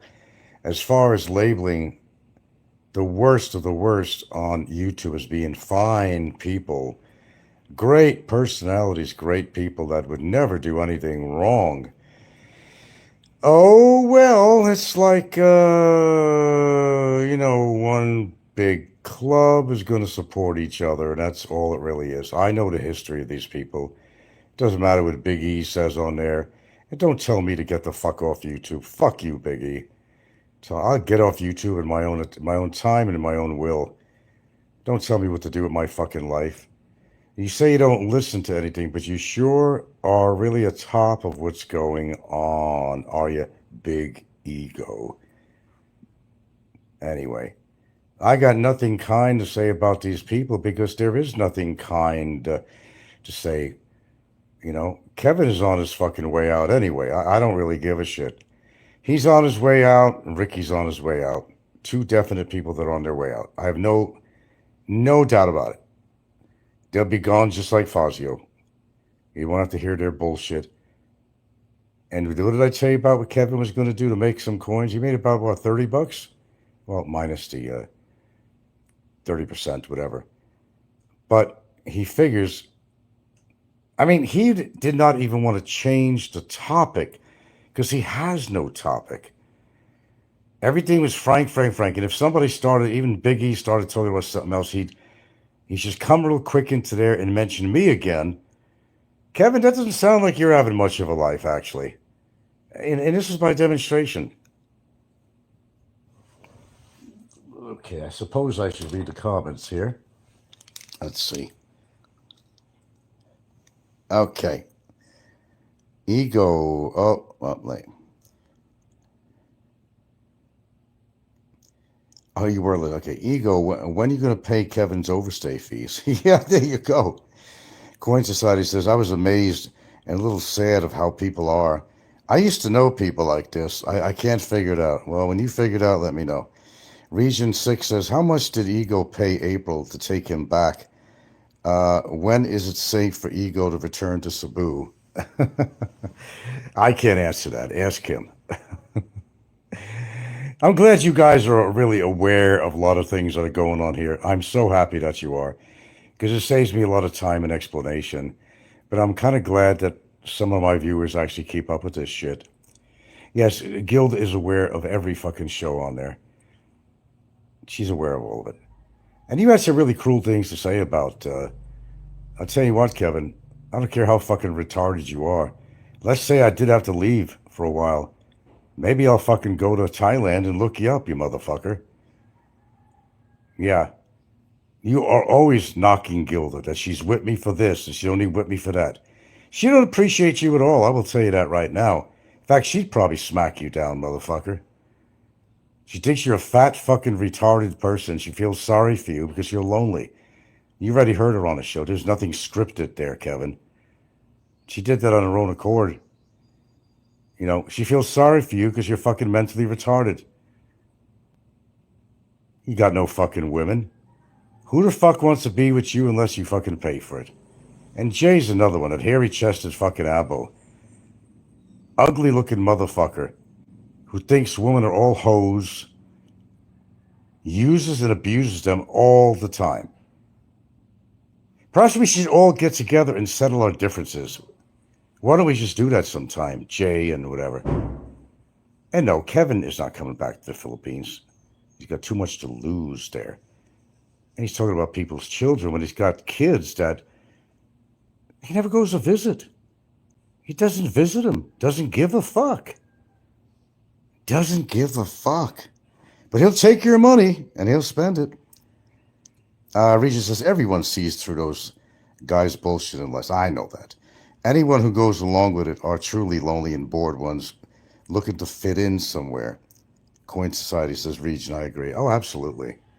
We agree on something, that's for sure. No, I'm at that point where I just laugh at all this shit. Because I know the history of a lot of these people. Oh, believe me, I know the history. Yeah, and we have one man in there that fucks 12-year-old girls. I'm not going to say his name. Yeah. Who fucks 12-year-old girls. No names given on this. And no names, please, put out on here. And I know for a fact he fucks 12-year-old girls. Someone that was put up on a high pedestal by people who think they're on a high pedestal. He fucks 12-year-old girls. Yeah. Regent says, Jay has a kid that he won't acknowledge and send a penny to. Yeah, I'm aware of that. Coin Society says to Regent, they gave no other content like little babies with no life. Well, that's my point. I knew Kevin was going to do a show. I knew it. I mean, he can't help it because he sees an opportunity to make some pocket change. It's what all he ever makes anyway. And, you know, Big E feels sorry for Kevin, is why he gives him money all the time. He knows the guy got a bowling knife in his brain and he can't help the way. But the way Big E's described, I've met this guy and and they're all fine people. I was laughing to myself anyway, but yeah, they're all just fine people, Big E. They're just absolutely wonderful people with a wonderful background. Who's he trying to fucking kid? No, Big E tries to stay in between some of the stuff until he can't. He doesn't want people to start attacking him. He's also very sensitive. So he'll say, oh yeah, I met Jade. He's a fine man. Let me tell you how fine that guy is. I'd love to tell you how fine that guy is. Okay. Big E with his 9 views. Yeah. Yeah. Regent says, I respectfully disagree. Ego gives Kevin money to stay relevant. It's self-serving. He could care less about Kevin. You might be right on that. For him to be relevant, because what does Big E have to talk to anybody? Him and the Chitlins. Why don't you call them by their names, Big E?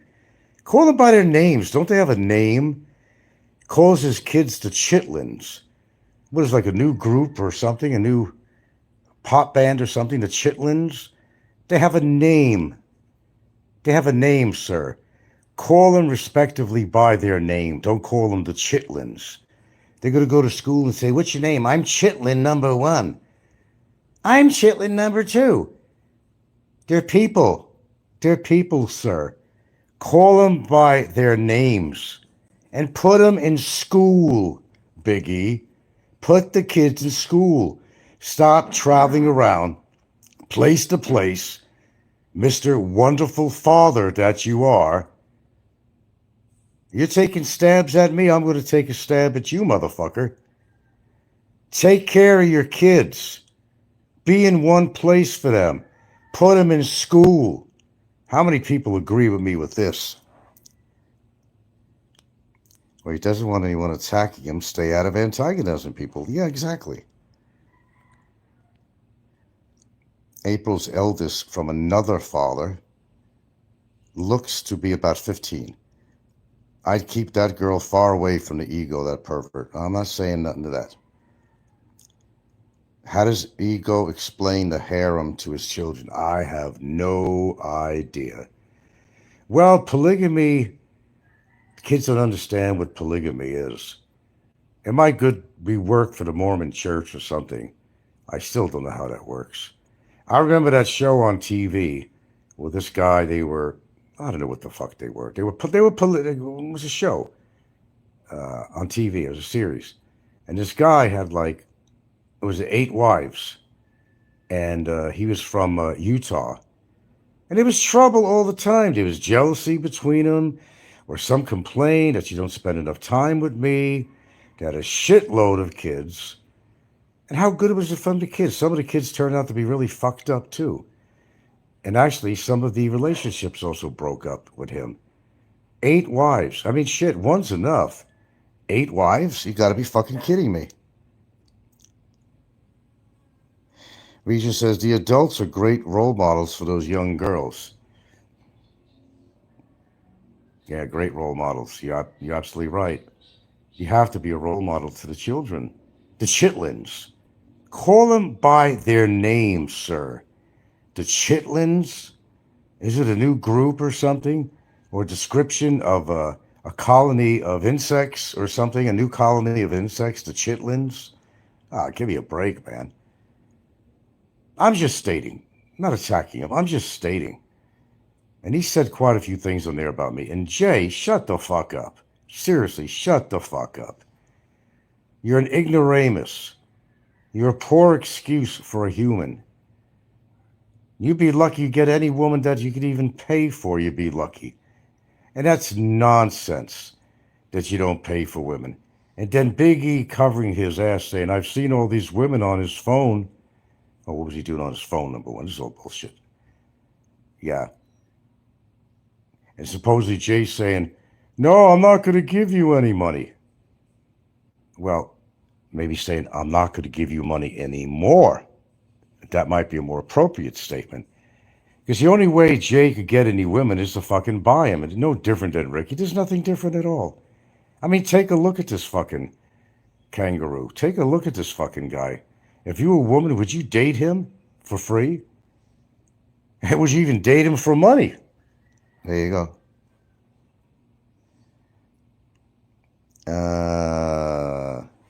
Oh, my glasses here.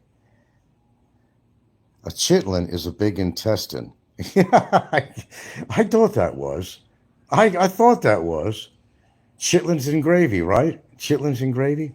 Why would you call your children chitlins? I don't get it. Munchkins, maybe? It's kind of a cute expression, little munchkins, but You're calling your children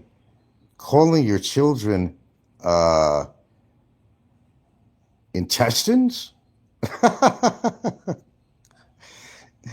Regent, that entire group backs each other up with lies, and Big Ego is the teacher. Yeah, absolutely. You got it right. You guys are pretty astute with this kind of stuff. You really are. No explaining needed to my viewers. They hear what's going on. Anyway, I knew that, he's so easily to bait. I knew Kevin was going to come on. It was a matter of time and address what I've talked about. I still stand behind what I said on my show about Kevin. He's lonely as shit. And he's not going to last long in these countries. It's just not going to happen. Oh, he pulls up some old pictures when he was on the beach. Did you see how much fatter his face was in those photos? When were those photos taken? That's a good question, Kevin. When were those photos taken? Then he's got this big fucking fat Samoan looking chick he put on there. I wouldn't put her on there at all. Her fucking head and face was bigger than Big Kevin's. I wouldn't have displayed that. Then he has a photo of giving a girl giving a little peck on his lips. There's a couple of bots. Give me a peck on it. Oh, sure, honey. Got any chocolates and nylons while you're at it? Southern entrails. Are you calling your children southern entrails? Really? I mean, really? It's sick. Regent says, Ego is a serial cheater. That's why he's a pro at lying and teaching others who to go along with his lies on the fly. Well, when you travel as much as he does, and he does do a lot of traveling, I'm sure he does. Come on. You think the guy's been faithful? He's already got a harem at his house. You think he's going to be faithful on the road? Call it speculation, call what you want it, but, hell no. It never works. It just doesn't work when you do that kind of shit, man. There's always going to be problems.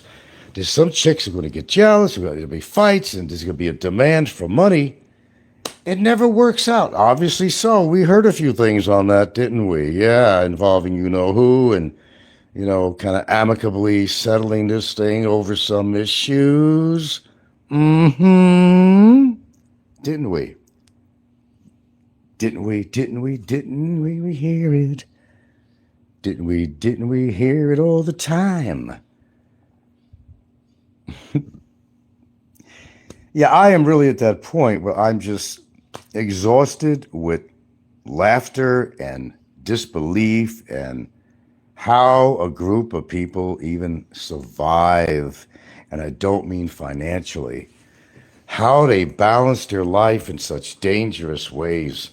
It's just really a matter of time before somebody outs Jay. It's just a matter of time. I'm sure it is. It's a matter of time. And Kevin, well, repeats history, He did something pretty lousy with someone's chick or something to get a bolo head in his knife. A bolo head's a good one. A bolo knife in his head. A bolo head in his knife. I like that one, actually. Yeah. It is sad. It is really sad. I listen to this, and even Gilda shakes her head. And again, what is Kevin doing? Again, he's involving, but even Jay, he's talked about Gilda, so who the fuck is he to be telling Kevin, well, don't involve the girl, you should never involve the girl. Well, fuck you, Jay. You said a lot of things about Gilda and made certain references. You're full of shit, like anybody else on here. I know what you did, dude. I know what you did. And you can't afford to fucking talk. I know what you did. I know very well what you did and how many. I'm just going to say that. I know. You cannot afford to talk about anybody, you piece of crap. You worthless little fucking peon. Little Aussie munchkin. That'd be nice, call you a munchkin. You cannot afford to talk, Jay. You and Barry never could afford to talk, and that's why you guys have a little allegiance to each other, because you have done things. You and Barry, and you know what I'm talking about. You've done some really low fucking things. Now, I'm not going to go into detail on here, and for legal purposes, I will not. But I know And I have shared it with some people too. Believe me, I have. Will. I certainly fucking will. You cannot afford to talk about me. You could never afford to talk about me. That is 100% for sure. One day you'll get me pissed off enough that I will release this information on you, bud. Believe me. Or I will push also immigration on this issue and the fact that you're having seizures. You know me, Jeff. You know. And you are stand back on me. That's why you never fucking meet me. You are stand back on me. That's right. You're afraid of going to jail. You even said it. Oh, Frank's just going to have a setup or some shit out here. I don't want to get in trouble. Well, if you don't want to get in trouble, shut your fucking mouth. That's number one. Because I'm on the edge with you right now. I'll say that. I am on edge with you. And so is Gilda. And Kevin, shut your fuck. But you ain't got fucking long to live anyway. You're going to be just another fucking Fazio on his way out.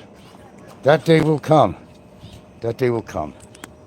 I'm not wishing it on you. I'll be up front. And I talked about that before. I'm not wishing it on you, but I'm saying that your days will be over with knocking me on YouTube. And I will have absolutely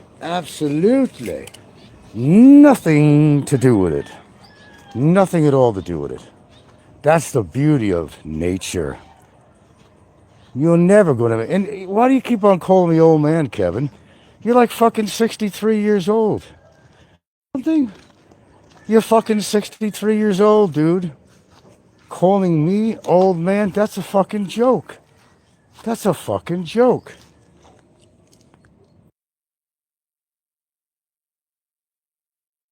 You better do the mathematics, son. Son. You better do the math on this. Oh, by the way, there's not going to be any more exchanges with you, Kevin. I pretty much said what I could say. And I know you want me to come back and blah, blah, blah, blah, blah, blah, blah, blah, blah. So you can make that little jingle that's going to make a big difference in your life. Big difference in your life. Because you don't want to spend your money, not even on your kids. I know your kids probably fucking hate the shit out of you. Not being trips to Asia. But you can't even go to goddamn Australia to meet your fucking kids. You are fucking retarded, man. You're mentally fucking ill. In the worst fucking way. Don't ever talk about my kid. Look at you. I have the willingness to want to be in my daughter's life, but sometimes things are out of control.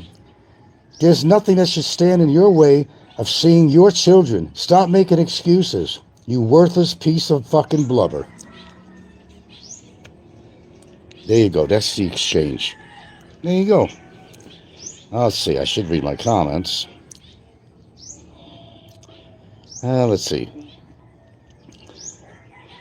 Boy, I missed a lot of comments on here. Let me go back here. Okay. Regent says, Ego is moving his harem back and forth between Vietnam and Thailand to meet the visa requirements. That is all. Regent says something is stopping him from returning to Cebu. Yeah, I heard something on that, yeah. I hope this doesn't give you stress. We, logical, normal people, know what they're doing, of course. Regent says, dude, Frank is a seasoned vet. He literally takes on an entire community and serves up crow every time. Well, what can I say? Coin Society sounds like Pacino in Carlito's Way. Regent says, Jay once lived with Barry, and now Jay lives with his mother. Speaks volumes. Very well said. Coin Society says, Regent, who would live with Barry? I don't know him, but I've seen his videos. That guy's just plain angry. You think? Regent says, I really think Jay was born with a fetal alcohol syndrome. His looks, those beady eyes and small frame, plus the fact is he comes off as slow, is an alcoholic now. Yeah. Regent says, you raised your kid as a single father up until she was an adult. Kevin abandoned his kids. His kids did nothing wrong. There you go. Kevin, they're trying to tell you something there on your own words, Kev. I don't give them a piece of paper and say, here, rehearse this. This is coming out from my viewer's mouth. This is what they see, Kevin. This is what they hear. You're a lousy fucking father. You're a lousy human. You're nothing but a fucking tub of lard, trying to make money for your show, spreading your fucking hate to get people riled up for the drama to come to you. That's the only reason they come to your show, because you are boring, Kevin. You're absolutely boring. It's like watching paint dry. That boring. You have nothing to say except about me. When everybody tried, or a number of people tried to change it, even Big E at one point trying to change it to, okay, moving past that. And then you just kept on going. Frank. What are you trying? Tell us. What are you trying to prove, Kevin? Tell us. What exactly? That you're living the life? You're not living the life, Kevin. You're not living at all. And you don't go out of your fucking apartment. Oh, I got some people at the door. He was on for 10 minutes after supposedly somebody came to his door. You're going to leave somebody outside in the hallway because you want to continue on with your show? You're so full of shit. Invite him in to wait. Maybe you got the air conditioner on. You are so full of shit, Kevin. Everything that comes out of your mouth is an out-and-out lie. Regent says, what else would Kevin talk about? Big Kevin is the new Barry G. Certainly is. If that's what he wanted, that's what he got in spades. He got in spades. Okay, for now on, I'm going to go about my business. That's just going to be it. Whatever shows I do. And I hope you could bear with me on this. I've said all a man could possibly say. I've exposed these creeps for what they are. I don't know what else. I just really don't know what else I can say. Barry got what he had coming to him. Well deserved. I think everybody agrees with me, even the kings of the trolls out there. There's nothing good to say about Barry. There never has been anything good to say about Barry. Never, ever. Because there is nothing good to say about him. He's getting what he deserves. That's it. No more to say about that. Court case is over. I'm just going to handle his girlfriend's situation, or his ex-girlfriend. Let's get truthful about this. There is no future relationship with them two, but except pen pals. That's about it. LDR.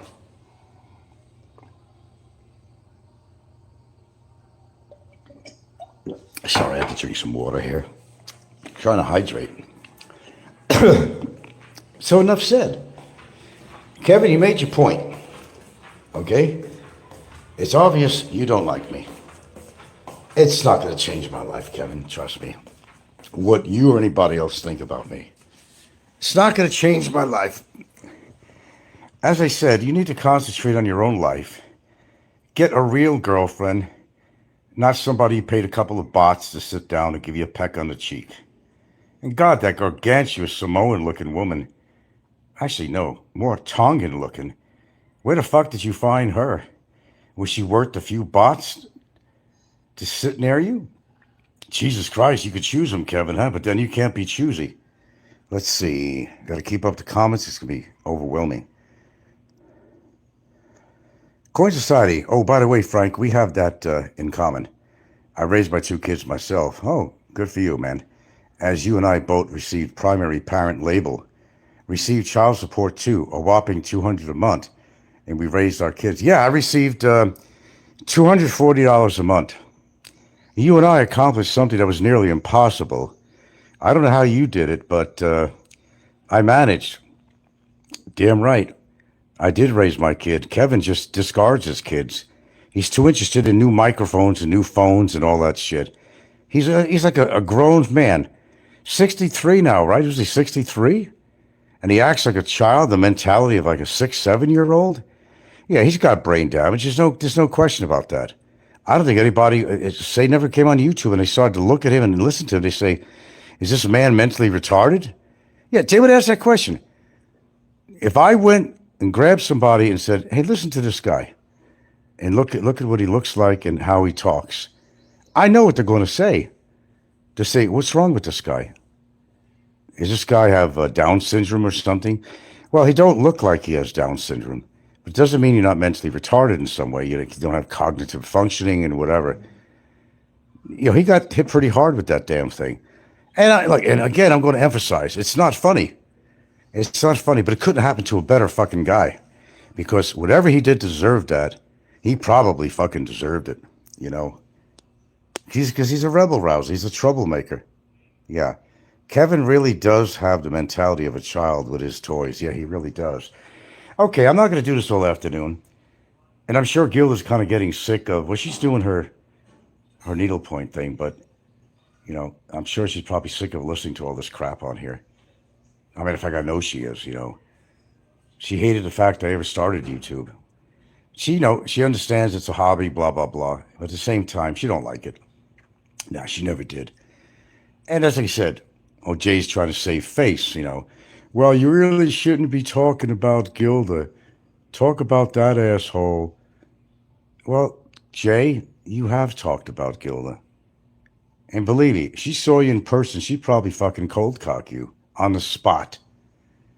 You think she's the demure person? She is demure, but when it comes to shit like this, she's not demure. Not at all. And you want to find out, you come to Cebu. Any fucking time. I told you, man. I don't like you. I don't like what you're all about. I don't like what you've done in your life. I don't like the way you treat Filipinos, despite what Big E says. I know what happened in Minganilla, Jay.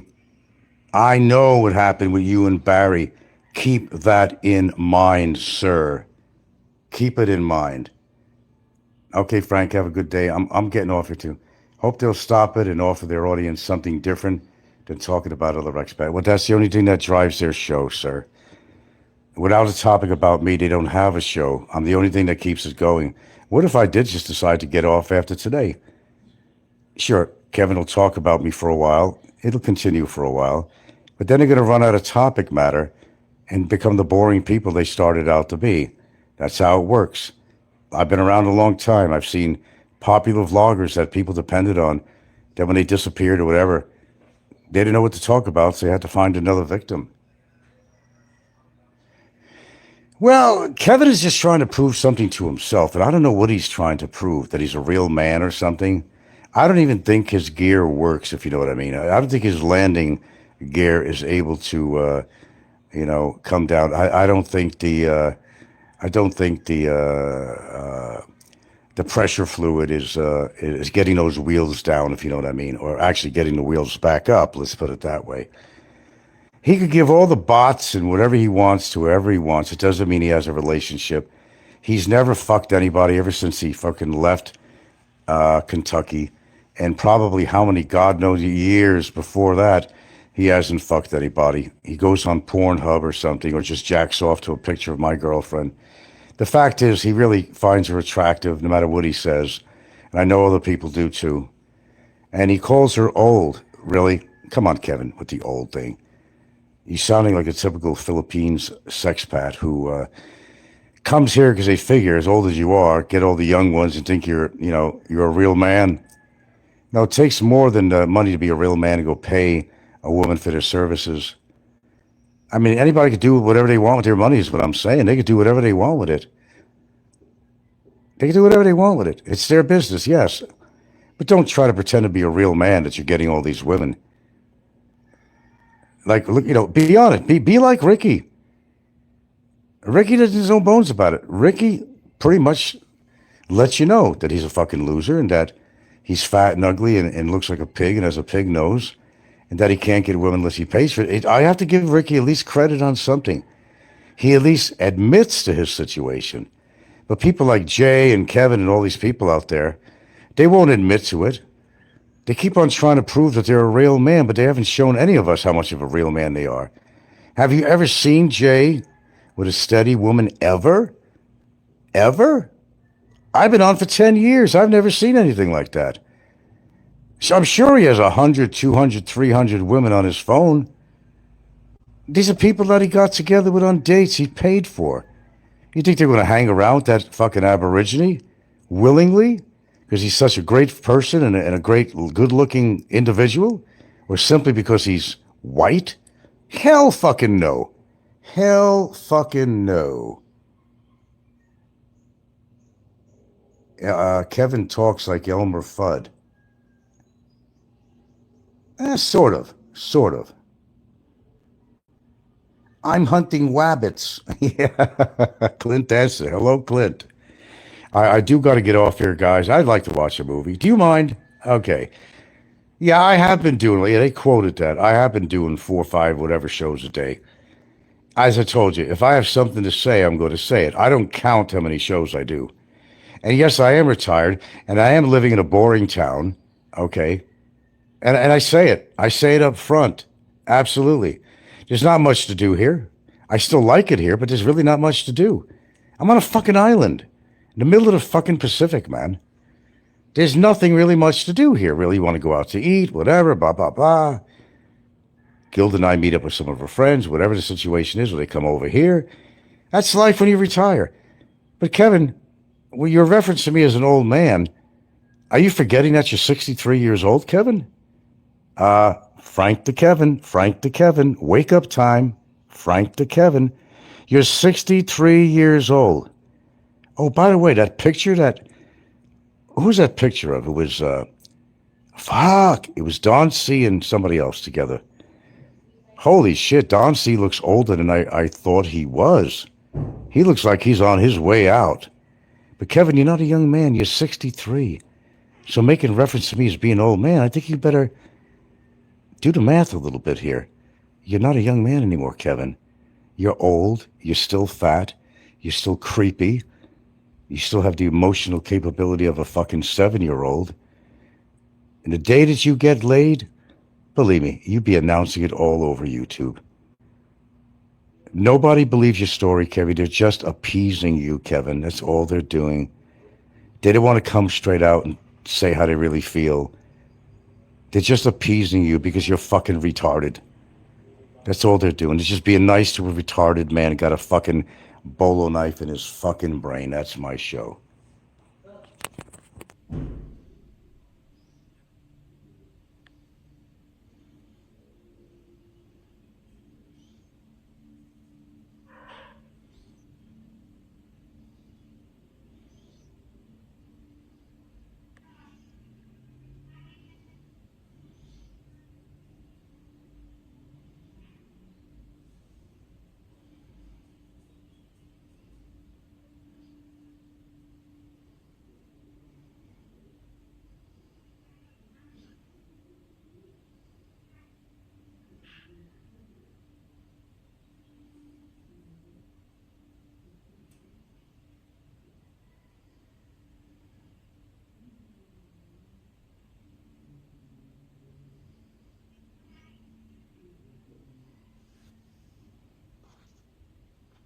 Well, well, well. Yep. Kevin's got a record. How about that? Got people looking out for me. Again, as I told Barry, you mess with the wrong guy, Kev. You're messing with the wrong guy. I'm sorry, I put a short out there, and it was technically horrible. I didn't realize the phone was horizontal when it should have been vertical, but I got the paperwork. So Kevin, our star YouTuber on here, Kevin Hankinson, illegal sales of alcohol in Alaska, many misdemeanors, convictions of such, misdemeanor or otherwise, possession of an unregistered weapon. Oh, Kev, that ain't looking good for you, buddy. How many other violations has he also had? Driving while intoxicated. Wow, Kev, I guess you too have a lot to hide. Now I understand the trouble you get yourself in all the time. Why you got a bolo knife in your head? Kevin, because you've been such a pain in the ass. I'm sorry, but I'm going to turn this information over to the immigration office of this lovely country called Thailand. I'm also going to send a copy to the immigration office over in Vietnam as well. And I will send this information over to the Philippines immigration authorities. Kevin, I'm the wrong guy to fuck with. The wrong guy. You talked enough about Gilda, and that's all I need. I don't care what you say about me. You did wrong, Kevin. You've been in trouble all your life, and you didn't tell anybody you worked as a cook. I know you gave a lot of other information out, which you did, but tell them you were a cook. Kevin, you were a cook. As far as working in the mines, I have no evidence of that at all. Got your whole record here, Kevin. I told you, I mean business. You ran your mouth too much, just like Barry did, and look where he wound up. Now, you guys can go refer to my short, but you'll have to turn your phone upside down. I'm sorry. I'm just technically terrible. You'll forgive me for that, though. I'm sure you will. Maybe I could redo this sometime and have you people see his whole report. Full of misdemeanors, getting in trouble all the time. Drinking like a motherfucker. And I think it's Kevin's drinking that has got him into a lot of trouble. He was a heavy drinker, has the misdemeanors for it. Pleaded guilty on all these charges. I think there was about 4 charges on misdemeanor with intoxication. There was illegal possession of a weapon. That's our boy. That's our boy. Kevin, the big cabin. That's our boy. Yeah. Right. You got quite a past there, Kevin. You really have a real interesting past. Our star boy, Big Kevin, who likes to point his finger at me. I don't have any charges against me with illegal weapons. I've never been arrested for intoxication. I wasn't doing any illegal liquor sales. But you, my fine tethered friend, you did. You certainly did. Kevin, give it up while you can. You're not going to change who you are, and you're not going to hide from the past. Your past is public now. How do you like them apples? And there's more. Shall I show everything, Kev? Some other discreet little stuff there, Kev? Oh, I can see your face getting red right now. That motherfucker. That motherfucker. Well, Kev, you said enough to deserve this. I've only started. I've only just started. Now, I wasn't going to do this, but because you've been such a pain in the ass, yes, I am going to send this information over to 3 immigration offices. Okay? Every right to do so, because you have been a pain in the ass. And I've fired warning shots to Barry, and he didn't listen, did he? Where's Barry now? Where is he? Barry? Where are you, Barry? Oh, you're in Bilibid. Barry, where were you before that?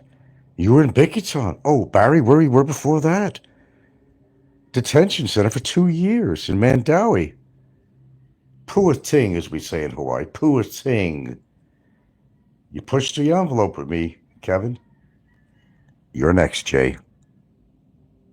Put on your best clothing. Look your best. But you can't, neither one of yous, because you all got a past.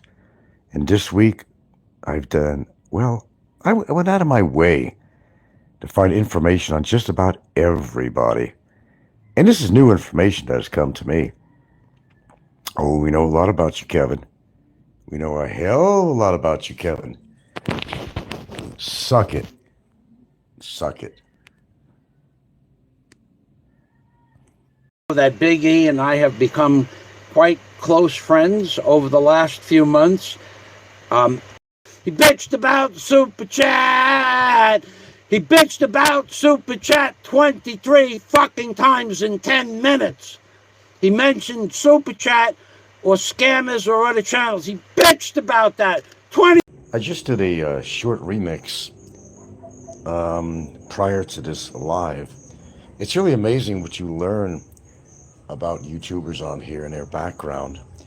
I had no idea that Mike's Philippines Retirement was a neighbor of Michael Fazio that stayed at the Stanley House.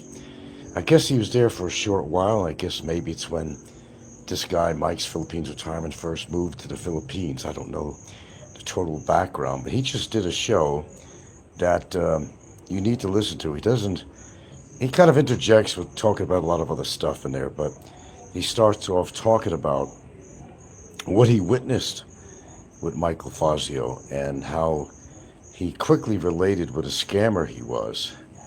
And he didn't have to know him very long at all. And for what he had witnessed was that he had girls coming in there. Daisy was one of them. And he was having them work for him in the yard, doing everything. They'd be dirty, they'd be underfed. In fact, Mike's Philippines Retirement's girlfriend would come out with food for Daisy, and he was starving him. He was starving him. He was doing slave labor, which was first of all illegal, of putting these Filipinas to work. Everything about Fazio was a mess. I mean, so basically, she had stayed there like 7 months. I forgot how long it was. But, well, I guess Mike's Philippines Retirement he was there at the time. I guess he was just staying over at the Stanley House. I guess it's not the fanciest place in town, but I really don't think, Mike's Philippines Retirement had a lot of money. But I just found it so interesting that, what a coinky dinky, that this guy, who's a well-known YouTuber, actually lived at the Stanley House for a little bit. And he was there watching the whole event with Ricky and Fazio. And they were both taken to the police station. He said it was about a bunch of yelling back and forth and so forth, and it was an ugly scene. So he went on to talk about it a little bit, but the way Mike's Philippines Retirement discusses things, you're just going to have to hear a lot of other stuff in between his story. So you have to put yourself or just kind of skip through it, perhaps. To be honest with you, I didn't listen to the whole thing because he started talking about other shit, But I found it amazing, and what I thought was true. Daisy May was a slave to him for some reason. I don't know what her family situation was at the time. And for those that honored Michael Fazio, remember, everything comes out in a wash. And I've been doing a great job of that. Right, Kevin? Haven't I? And I always thought something was wrong. She wanted to get out of there.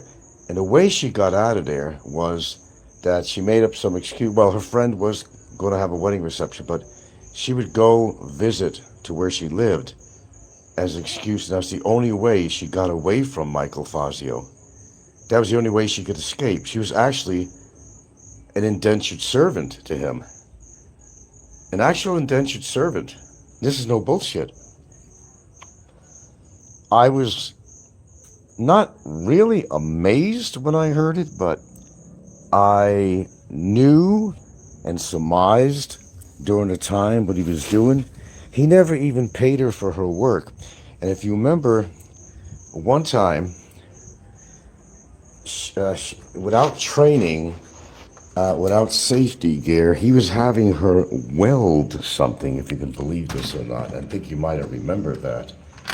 She in turn got a pretty nasty burn on her leg, is what happened.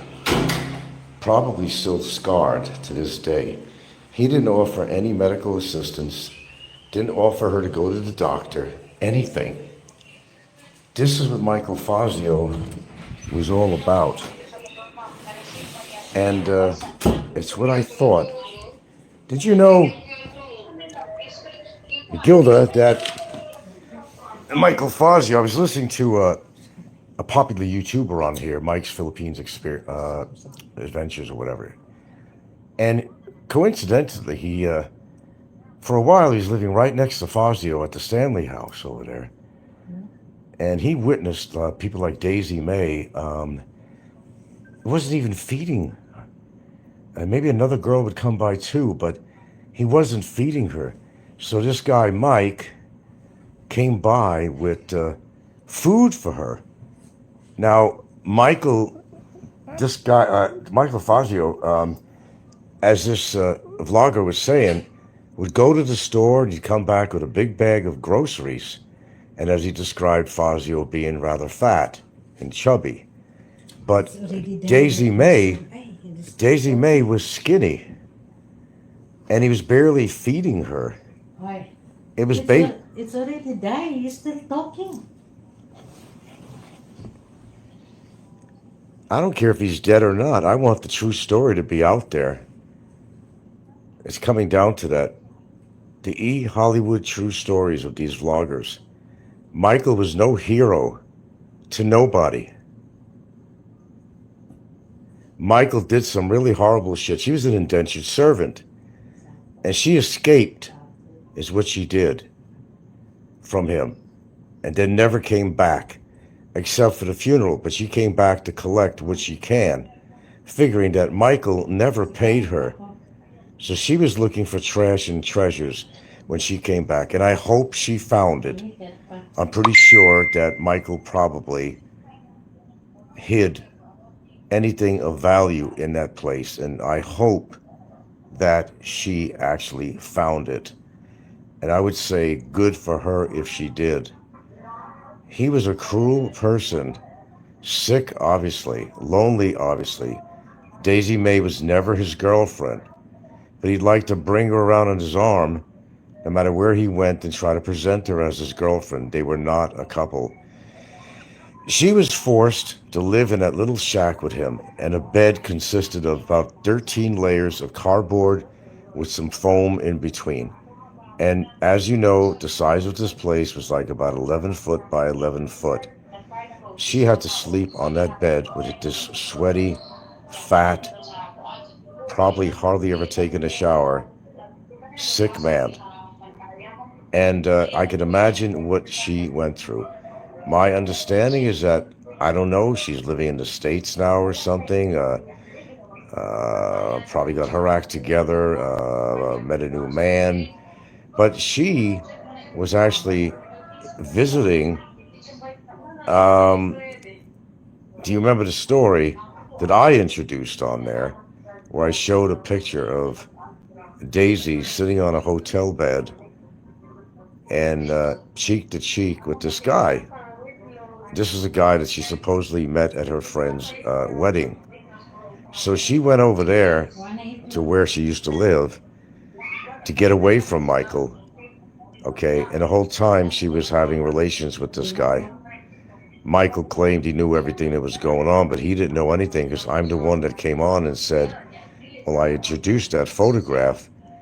And he was like in shock. And that's when his personality really began to change for the worse.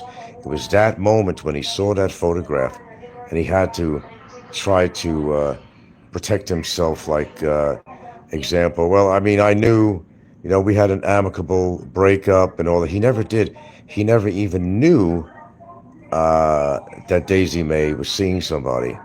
It was her way out of that prison, that 11 by 11 foot prison. And every day in the hot sun, he would put her to work. Really a horrible situation. It's a horror story. Now, the only reason why I'm bringing up Michael Fazio is because Mike's Philippines Retirement just did this show about that.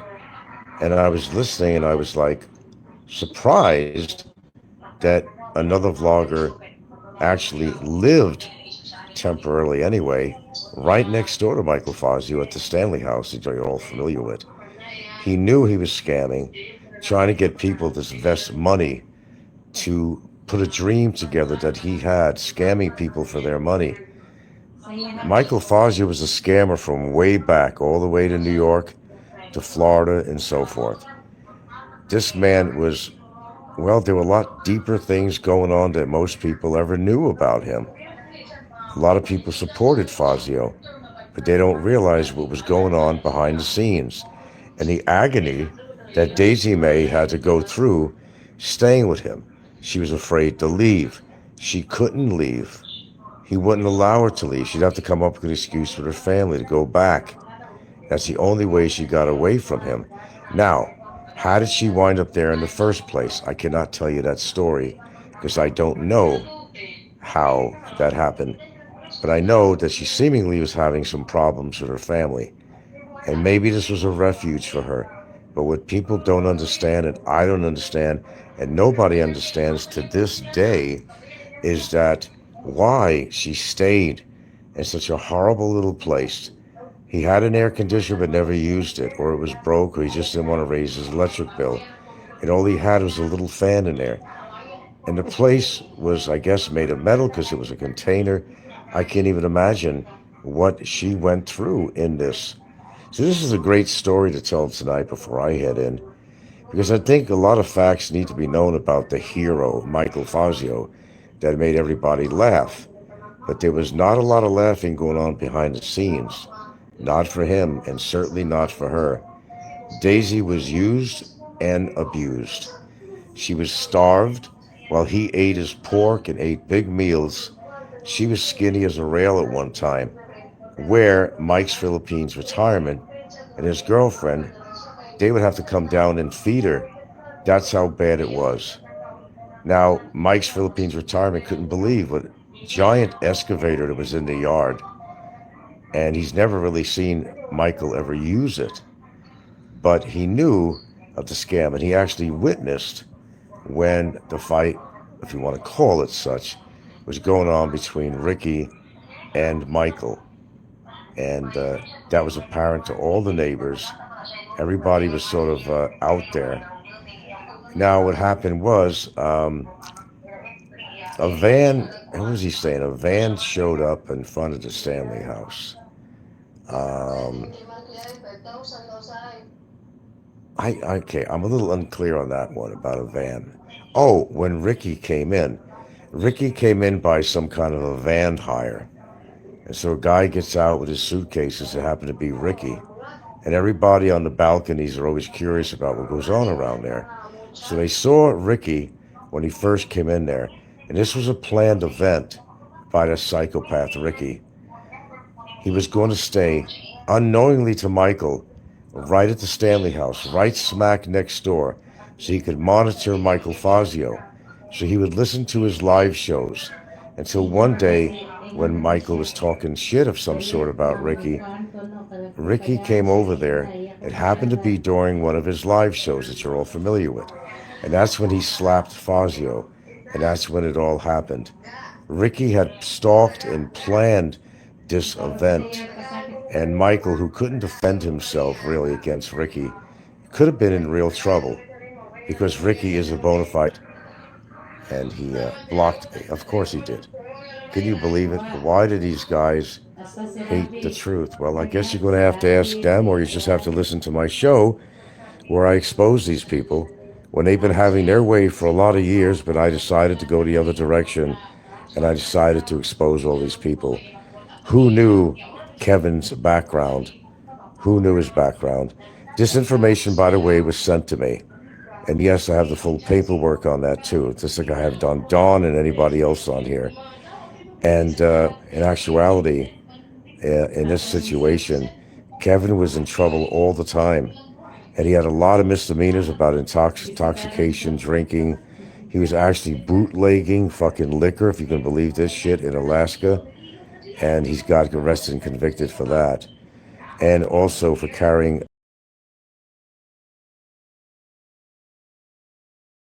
gun that he carried around him. So our good buddy, Kevin Hankinson, the man that you're all sending money to, the man that you are supporting for his drama on his show, has a very interesting background after all. He certainly does. One person.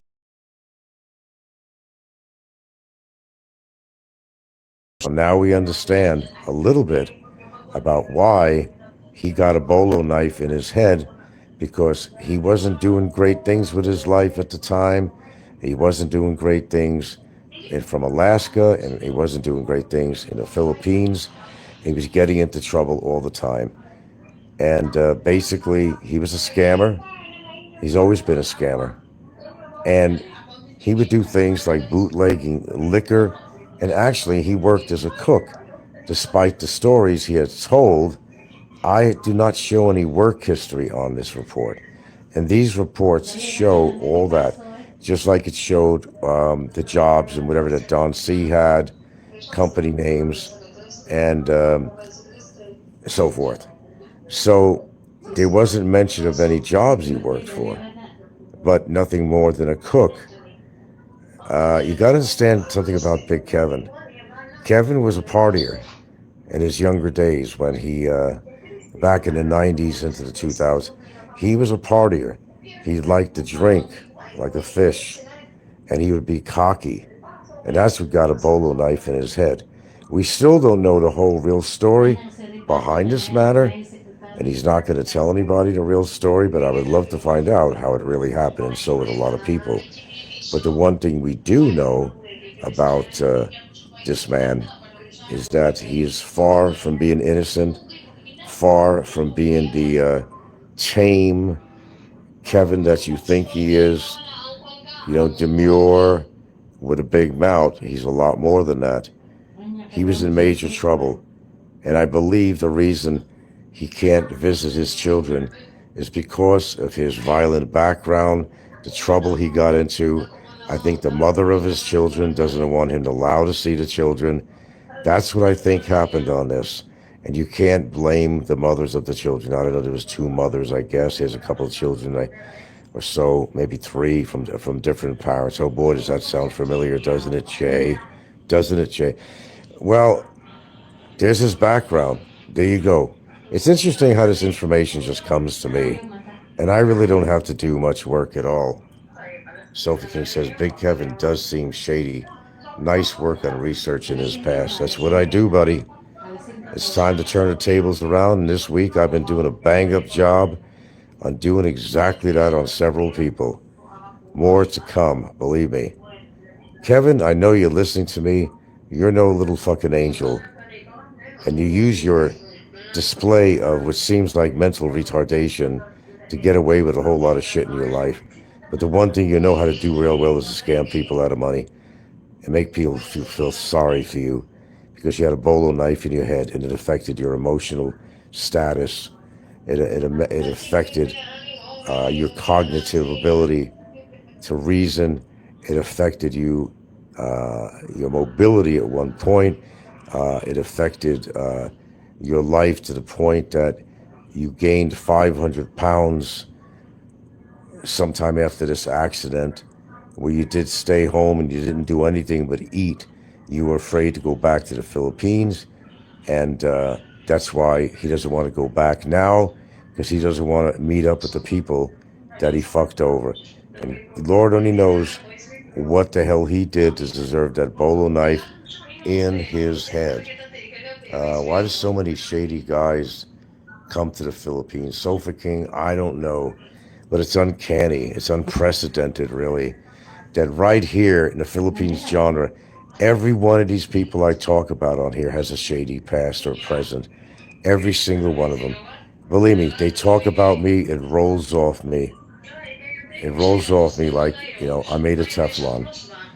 Because especially now when I know their backgrounds, there's nothing they can say about me that's going to even faze me in the least.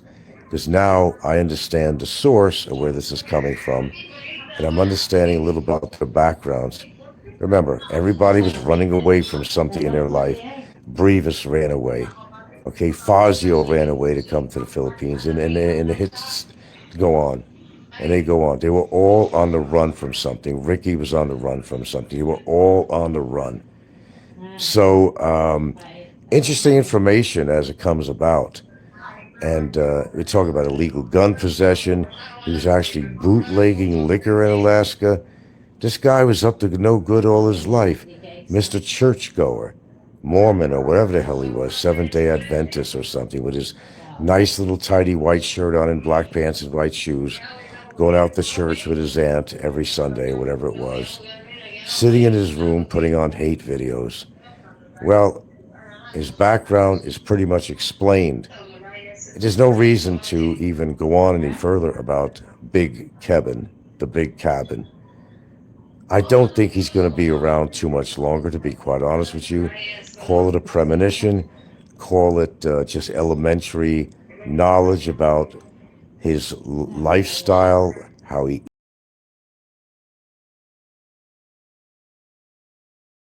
already done to his heart, the damage the liquor has done to his liver.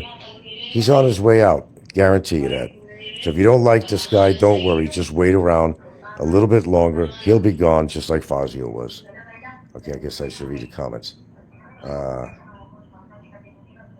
Frank tells the truth about these guys, so they all team up against him. That's what happens, Sofa King. That's what happens. It was so coinky-dinky to hear Mike's Philippines Retirement show. He's not my favorite person to listen to because he's a motor mouth.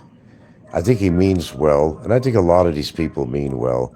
He could be very informative on his show, but it seems to me like everybody falls into this trap, including me. Really, you come to the Philippines for a reason because of a woman.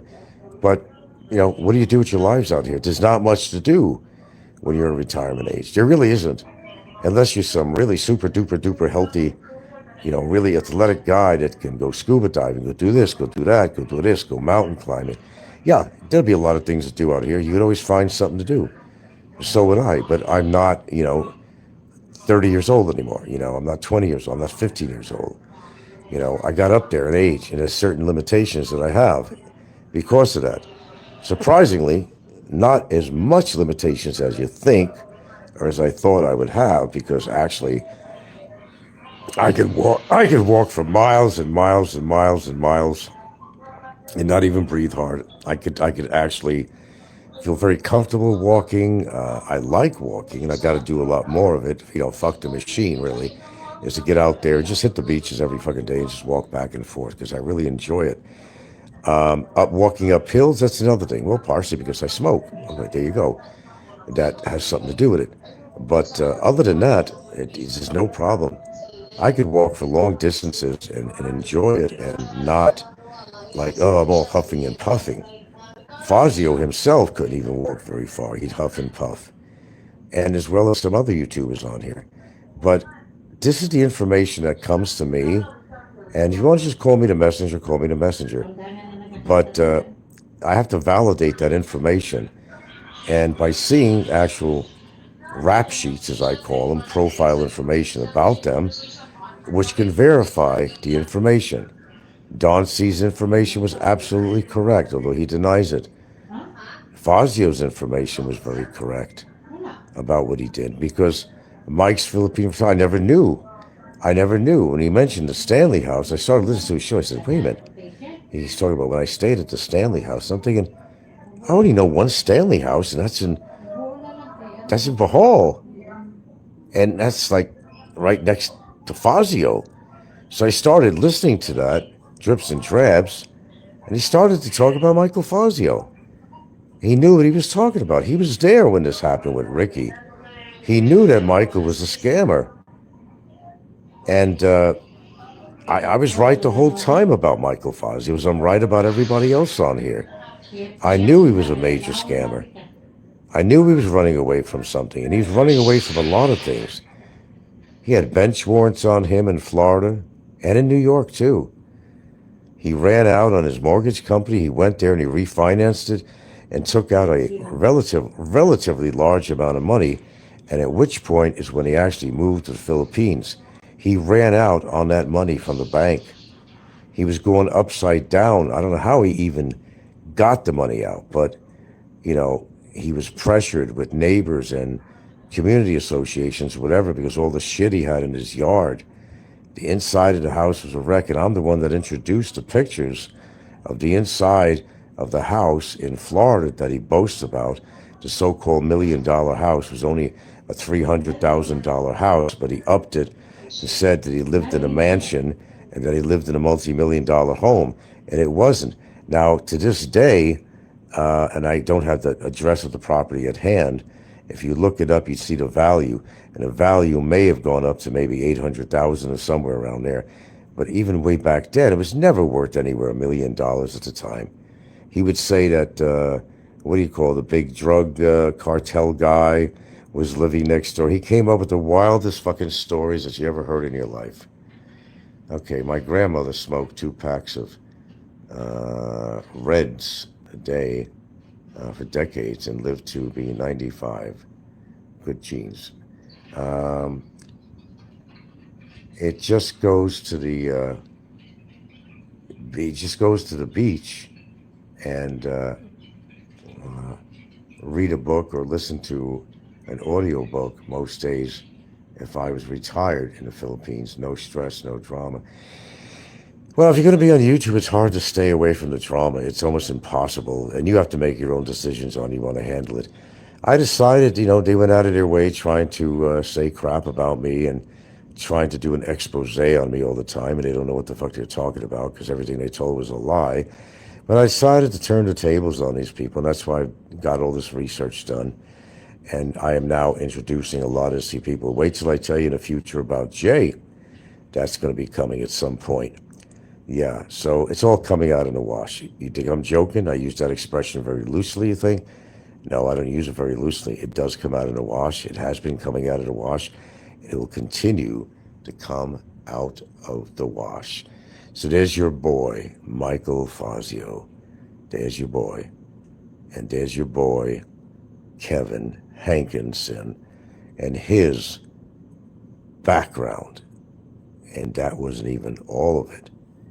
He had numerous misdemeanors, numerous criminal alcohol charges, then one with driving a car under intoxication and possessing a loaded weapon, unregistered, unlicensed weapon.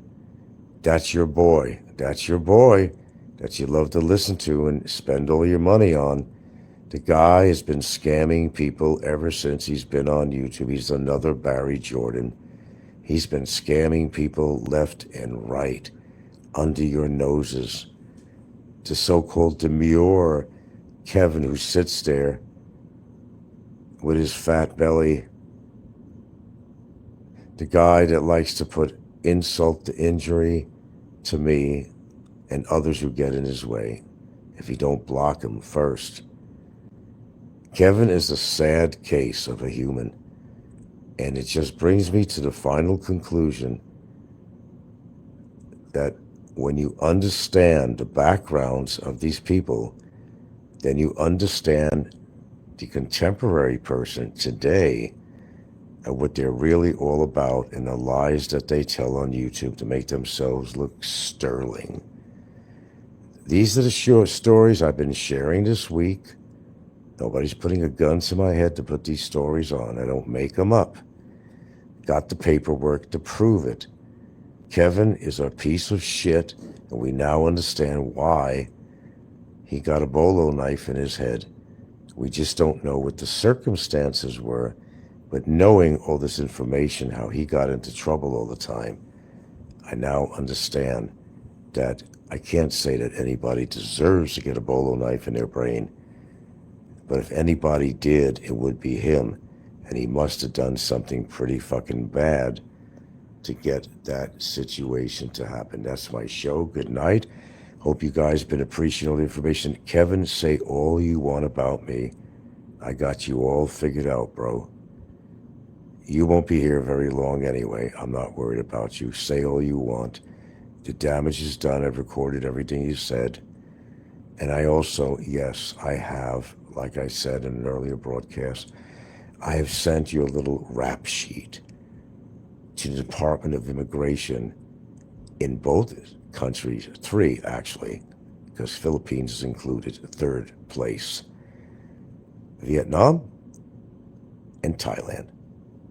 And these emails with accompanied documents were sent in to the Board of Immigration on each country. So you might have a little problem sometime in the future.